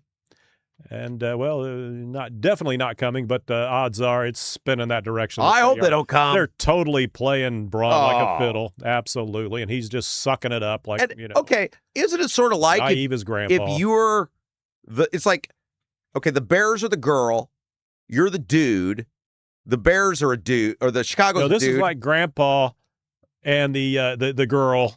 And she's playing grandpa. Yeah. Well, that's my point. And all he sees is beauty. Yeah. It's like, don't you at some point, if you're Braun, have to say, all right, dude, stop screwing around. Sign something or don't. Mm-hmm. Because if you say you're coming to Hammond, which is what all the politicians said if the Bears made that announcement, which they never actually said we're coming to Hammond. Toxic dump site. They never actually said we're coming to Hammond. Don't you have to say, hey, man, you had 6 months. Either our offer works or don't, sign it or don't. Yeah. Debbie Holcomb, speaking of beautiful people. Good morning, beautiful people of the chat. That's where the beautiful people are. That's right. In the chat. The 06010 board. Best case scenario with the Bears, they milk Illinois for more and make their elected officials look worse than we already knew them to be. That's right. Steve Green with an E. Yep. Sorry, Steve. Let's see. No, okay, sorry. Robert Schwartz, look at it this way now. Diego Morales would have been a gift to the Democrats. Greg Ballard ultimately will be a gift to the Republicans, allowing enough votes to be siphoned, keeping the office. So he thinks Ballard will be the spoiler. I got you. And allow Biden to win that. Debbie Holcomb, Ballard is the best thing for this state, win or lose. He's certainly shaking it up a little bit. Yeah, makes it interesting. Mm-hmm. So, because what would happen? A Democrat, Republican, and people voting the straight R's. Now they got to think about that for a second because he used to be an R. Especially with the Republicans dumping Diego, I think it'd be very hard for Biden in a straight up race to beat Engling. 10 more likes to get to 200. Oh, we got to do it by the end of the show. Let's do it. All right, where are we at here? I think some people just wait for us to say it at the end of the show. I think it's like a thing. Sue Seifert, the R posted that because the entire GOP has no clue how to read a room. They think their playbook from the 1980s still works. Not sure. Oh, no, there was not an R that posted that. It was a local radio host that posted that. Yeah, that's why it was so silly. Debbie Holcomb, Ballard will take more from the GOP than the Dems. Yeah, that's it was I think Robert Schwartz mentioned that Ballard would he won't take votes from the Democrats. Ballard will take votes from the Republicans. Well, I totally would think that. What about Marion County though? Don't you think Ballard? They're going to vote. They would vote Democrat. But I think he's going to pull from in Marion County. I don't know. I don't think he'll win Marion County. I don't think he'll win, but all right. Steve Green with an E. Rob Kendall's show is unmatched because everyone else is I'm gonna say it, butt sniffer and sucks. It's his words, not mine. It's all word salad and meaningless regurgitation of talking points. People want something pretty different. Much is. They do. Mhm. It's just like people crave variety, and they're not getting it across the board.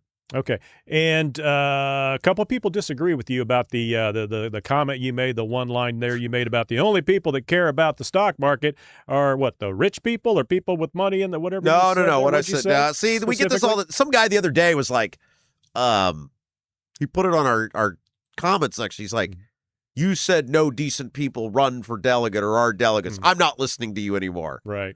Bye. I said, the length of the convention keeps good people from running. It does. There's tons of good people who are like, I'm not spending 15 hours in Fort Wayne. Okay, but I don't think we always hear exactly what I said. Okay. What did you specifically say? What I said is the stock market, the people who pay attention to the stock market, who are impacted most by the stock market, are rich people, and the and is the key, the people on the day they're ready to pull their 401k out. That's the day it matters. My mom's kind of paying attention to the stock market. Well, is your mom retired? She's not quite wealthy. But I didn't. Okay. Anyone, Wait, with an IRA. Wait. I said there's two sets of people. Rich people like Elon Musk, who their wealth depends on it, and people when they are ready to retire. Your mom is retired. Well, she would be the second one. But no, she's well retired. No, she's not pulling anything. The point is, if you're 40 years old and you've got an IRA, you're paying attention to the stock market, because if it crashes, but this is my point. The dumbest thing you do, and every investment professional will tell you this, if you don't know what you're doing, is watch it every day. You put it in, if that is you put it in safe stuff. But you still pay attention. You don't just ignore it.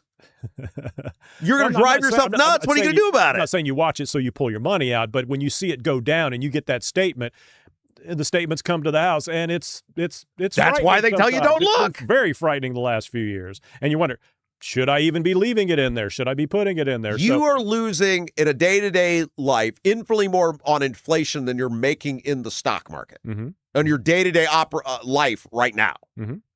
I mean, most of that money, that's why they set it up so you can't pull it out until you're 59, 60, whatever, without a penalty. Well, according to George Schoolcraft, you are wrong about the market. There are millions of lower middle-class Americans that are invested in it. And again, I see. Oh, my gosh. I did not say people are not invested in the stock market. The poor and middle-class people are not invested in the stock market. I am invested in the stock market. What I'm saying is the average person, it doesn't affect them until the day they pull it out. Okay. Stock market goes up. It goes down. You're entitled to your opinion. All right. C. Mills. Good morning, everyone. Ready for another great show. Had a great time last night meeting John Rust and getting to hear him speak. Yeah, he was great. There we go. John was awesome. All right. Now we're talking about taxes. The 06010 board. Flatter taxes, not fatter taxes. Steve Green with an E. If they eliminate property tax but tax something else, what's the freaking point? Consolidating all taxes into one state income tax so folks who don't pay attention see what they're actually paying. Yeah, but like Liam8743 at Steve Green, what about the deadbeats not working on purpose? They'd pay no taxes at all and continue to live on our income taxes. So that's why I've always felt like just a flat tax works, because if you have $100 in your hand and you want to go blow it on something or spend it on something, you can do that and you pay taxes on it. If you want to be frugal and put it in the bank or put it away, then you won't be taxed on it. So because you're not spending it. Now you may spend it later, but you're not spending it now. And I think that to me is more of a fair thing. I don't know. No opinion on that? The 0601. I think the tax code is designed to help wealthy people. And I think wealthy people are always going to manipulate around whatever the tax code is because they have an army of attorneys. And as long as you keep giving the government more money, they're going to keep growing. Right. They're never going to turn it down. I will reach out to J.D. Prescott. I would love for him to come in and explain this. He probably will. He's come on before. Right. Like why he has presented a plan that gives the government more money. The 06010 board. How much does Ballard need to peel off of the GOP to make Biden a winner? What would you think? What percentage, Rob? Well, we did the math on it. Diego won by 257,000 votes in 2022. The Libertarian got 104,500 votes. That was about 5.5%. Mm-hmm. I think Ballard will triple that vote count easily. If Ballard doesn't get 300,000 votes, it'll be a massive failure. I think Ballard may end up getting 500,000 votes before it's all said and done. I think Ballard's got to pull. I think if Ballard gets 400,000 votes, and if you say it's 70-30 pull from the Republicans compared to Democrats, which is probably accurate, I think that gets a little tough for the math to start working for the Republicans. Bay's got to do some of that too, though, because a Ballard vote, a move from Republican to Ballard doesn't help Bay other than it drops the total. If Bay can get some of those Republicans to vote for him, it's essentially a 2-vote swing. So I think Ballard's got to. Well, a lot of campaigning coming up. So we'll see what happens. Alma Joy Tempo. Rob, you got me cackling. Jason needs a cognitive test? ? He's not Biden, who always was laser focused. Well, he's inventing things that did not talk happen. About that later, because I can assure you, the last time I ever had a drink, because it was the last time I drank a beer was at that show. I think you're confusing two things. When WIBC had their night with WIBC, and I didn't go to that. I was not shotgunning a beer, man. I would not go on. No, that is the last time I ever did. And I said, I'm not ever going to drink before I go out in front of the public ever again, because I had time to Ethan's not in the chat. Yeah, I wish Ethan was here. But how would he know? He wasn't backstage. This is my thing. You're putting people in positions that were not there. I absolutely. It was the only one I was at. It had to be Vic Ferrari. I need more lighted walking trails with our tax money. Is what he's saying. Sue Seifert, Republicans are precisely the new version of commie. They believe all is theirs except for the crumbs they allow the people to keep. Sick. Okay, let me ask you this, because now I'm all on your cognitive test here. Right. Was there music playing in the background? It was in the back room. We went. You brought me through the back door. You brought me in through the doors there. We went in the back. And you guys were all there, and you were all drinking beer. Hammer and his wife were there, and we had a conversation. And then you guys did the whole chug. We did do that at the night with WIBC. Help me. We did not. Hammer. We did not do that, or I did not do that. Hammer drinks, and that's great. I don't care. My whole thing is just, I think you're putting multiple things together, and I'm very worried about it. Because I was only at one thing. Okay. Kevin Branham, if they give up property taxes, how will the schools keep the lights on without referendums? That's a good question. The Mooresville guy was very concerned. Kids will all be idiots. The Mooresville guy was very concerned. All right, LD Stoltz, hit that like button. Let's get to the top number early today. Didn't make it early, but I believe we're pretty doggone close. Pretty close. I think we're almost there, Rob. Liam 8743. I hit the like button. Funny that's a thing here. I feel like I'm part of the club now. Yes. Debbie Holcomb at Liam. You are certainly part of the Rob Kendall Cool Kids Club. Well, there you go, Liam. C. Mills. Where does the money go that the delegates have to pay? To the party. To the party, yeah, that would be to the party. So, yeah. Sue Seifert. I hate when party people say you have to understand, like we're all morons and don't see what we see. And now we're talking about the Daniel Elliott. Oh, right. Yeah. Steve Green. You have no authority, but you have the bully pulpit. That's right. Sue Seifert. Always excuse. I can't. Oh, what was that? I can't do something, but these people can to the public and say what they know. Depends on what the meaning of is. Meaning he kept going back and forth that he didn't have the authority. Well, here's the thing. I think Dan's stuck because I think Dan knows right from wrong. And I think Dan's an all right guy. And I think he knows. He basically admitted that Diego is a brazenly corrupt person. He asked me to define it. I defined it. He said, yeah, I agree with that. And yet it's like, you just reach a point in the interview where you're like, okay, I just keep hitting a wall here because you're not laying out, you say this brazenly corrupt person is in front of you, but you guys aren't you're not laying out any ramification for this. So why wouldn't everybody just be brazenly corrupt? In other words, you were right, Rob, but that was for somebody else to, But the point of that interview is I wanted everybody to see that the state treasurer agreed on tape that Diego's a brazenly corrupt person. Mm-hmm. He's not going to do anything about it. The Republicans aren't going to do anything about it. So you have to decide whether you're going to do something about it this fall. You have to decide if you vote for the Republican, you're saying that's okay. Mm-hmm. And maybe people will. I don't know. Vic Ferrari, this dude is just another excuse maker. Josh Richardson and Diego will walk free. Total BS. Steven Jackson, he would have made a good frontman for the Biden team. 06010 board. To be a good party member, you cannot kick up dust or dirt on someone still bearing the party name. Robert Schwartz, they've already begun sweeping Diego Morales and his sins under the rug. Yeah, you haven't heard a peep out of any side there. Let's see, continuing on.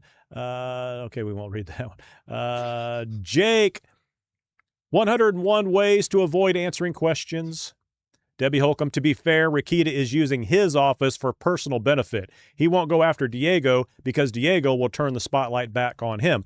Yeah, when he kept saying about the Rikita, when you were talking about Rikita, and he was saying, oh, yeah, Rikita went after a guy. He sent somebody to their house. That was for Rikita, right? That was for Rikita's I said that. Now, if only Diego had tried to sell Rokita a Sea-Doo, then maybe Rokita might have gone after him. Jay, Indiana, I'd like to know, did Elliott ever go to Diego's office and ask him what the deal is? No, that's one of the things I wanted him to do. That day I went to Elliott's office, as I said, why don't you just go over there and do something about it? Because LD Stoltz points out his office is exactly opposite of Diego's. That is correct. A quick 5-second walk. But what are the odds that Diego would have been in the office? Because he was out checking on businesses, probably. That's right. With Raju. Tammy Owen. Yeah, with Raju. This is why I love Rob. He gives us both sides equally. 06010 board. If Max wins Secretary of State, is there any chance he is as awful as Diego? Could that office be run by Max without controversy? Maybe. Is he still a tool of the establishment? I say yes. That's the 0601 board saying that, not me. Shadrick Holden. Shadrick Holden. Shadrick Holden. Oh, that's a person you know. Oh, okay. That's probably the way it typed. Shadrick Holson. That's a cool name, Holden. I would have voted for Shelton. I'll never vote for Engling. Go Ballard. Shrog Sandwich. Catching up. There's some feats being held to the fire here. I feel like I'm listening in on grown folks talk. I'll be 40 on Monday. Well, happy birthday. Pre-birthday. Come out and celebrate your birthday this weekend with us. You say it was Shrog, right? That was Shrog. She'll be there. Yeah. Yeah, she got some shirts. She got a shirt with the Diego on the tippy toes. Yeah. And I paid her for one. I paid. You paid. I get one. I don't know if you get one or not. I paid for mine. The Old Man 68. Good interview, Rob. That's why we tune in and watch every day. There you go. Getting some good accolades. Bowden JM. Seriously, what politics are nowadays the lieutenant governor arguing with state treasurer? Seriously. Okay, let's get down to that. There was another one here. Okay, Jay, Indiana. So Elliott can call out that's not what he said. He said, so Elliott can call out the lieutenant governor, but not the secretary of state. Yeah, isn't that wild? He absolutely did that, didn't he? And part of the reason that I want to have that conversation with him is so people could see on full display. Look at how he's handled that versus how he handled Diego. Again, you guys just have to accept they're not going to do anything about Diego for a reason. You have to decide whether you want something done about Diego or not. Josh Richardson, great interview, Rob. Holding these politicians is well overdue. You're doing an excellent job. Spray Jockey's in the chat. Dan said he is elected as a check and balance, then says he has no ability to stop or look into Diego. He is lying about one or the other. Hilo 2466. Retailers are sick and tired of being the volunteer tax collectors for the state. That's fair. If lawyers, accountants, and wealth managers were required to be tax collectors, you can bet there'd be a problem. Yeah, that is true. And we know that absolutely as business owners. All right. Okay. LD Stoltz. I think you will have to look, Ballard. I think you will have to look at Ballard to call out Diego. The buys aren't going to. Not so sure about that. Although Diego's gone. That's not the buys' concern anymore. Well, it will be. Yeah, I think Ingling is their target, I would think. What? Ingling and Ballard. Oh, they're going to run against Diego. Yeah? Oh, yeah. You don't know what they have on him. Mm-hmm. I mean, it also depends on what they can find on Max. Mm-hmm. Right. Well, I'm saying that's where the money, the smart money would probably go. 0601 board. Elections are now a bad version of American Idol or The Bachelor. Yeah. Very true. Michael Knowles. Has Rob heard from Casey yet? No, I don't ever plan on hearing from Casey again. I've never heard from Casey from the day I was told my services were no longer needed. That was February the 3rd. Mm-hmm. And That's right when the ratings just started tanking over there, didn't they? I'm glad it went well for Casey after I was gone. And that wasn't just Casey's show that tanked. Okay, continuing on. Shrog Sandwich says, Rob, have another cigarette. That's not cigarettes. The old man 68. Time to donate for a cough button, everyone. I could just turn the volume down, but that'd take effort. Pamela Samples. Daniel Elliott has my vote. He was a very awesome county chair. He's good. He's a good treasurer. Does a fine job as treasurer. I mean, I'm not going to vote against the guy who does his job well. I'm about job competency. He's one of the few guys that's pushed back on the Bears. Mm-hmm. He's done other things that have made the General Assembly mad. That's why I don't understand why he's pulled this with Diego. It's what I can't. Because he usually has no problem being independent. He usually has no problem being a thorn in the side. Mm-hmm. I don't understand why with Diego this is the one thing he won't do it on. But whatever. 0601 board. It would be fascinating to have a tell-all with Rob, Casey, and the dude, but it may hurt Rob's pending job application with WIBC.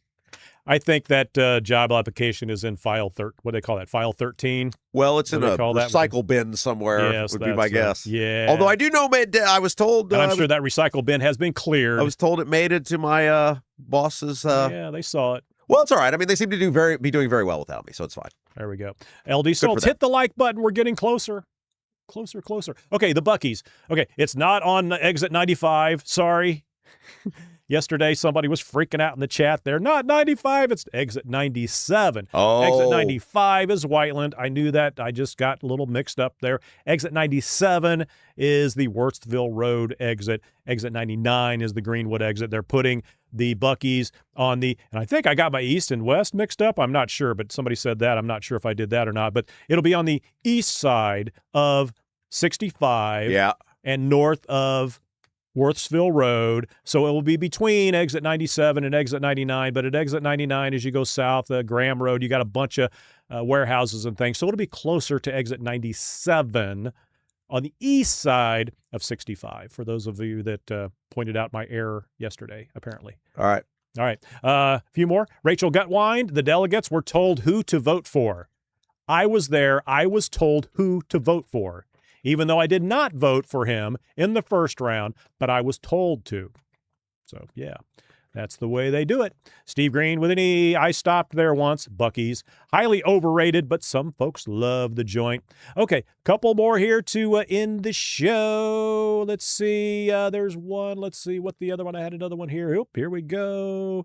Okay, first of all, Robert Schwartz. When I hear politicians speaking about checks and balances, the checks are from the donors and the balance is their bank account. That's good. Very good one there. I like that. And finally today, Kenneth E. Gold.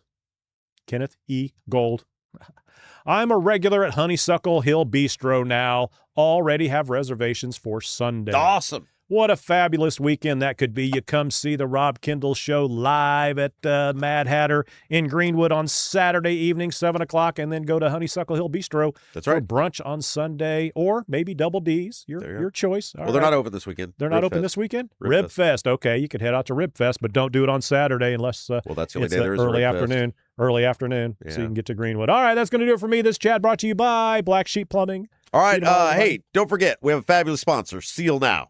The clean, seal, and stain professionals. You got outdoor concrete work that needs upgraded, broken, cracked, put back together.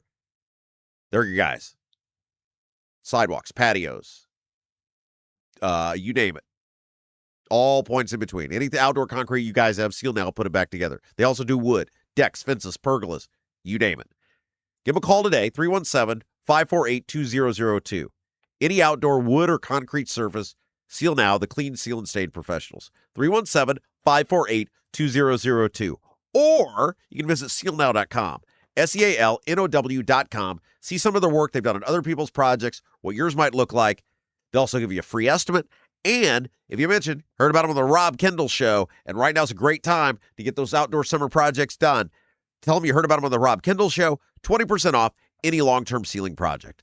20% off any long-term ceiling project. SEALNOW.com. All right, that's going to do it for us today. You guys have an awesome rest of your Wednesday. We'll see you back here tomorrow. The Buc-ee's guy is going to be with us. We'll find out all about the opposition to the Buc-ee's. I bet people are going to love that. For producer Jason, I'm Rob Kendall. You've been watching Rob Kendall Show.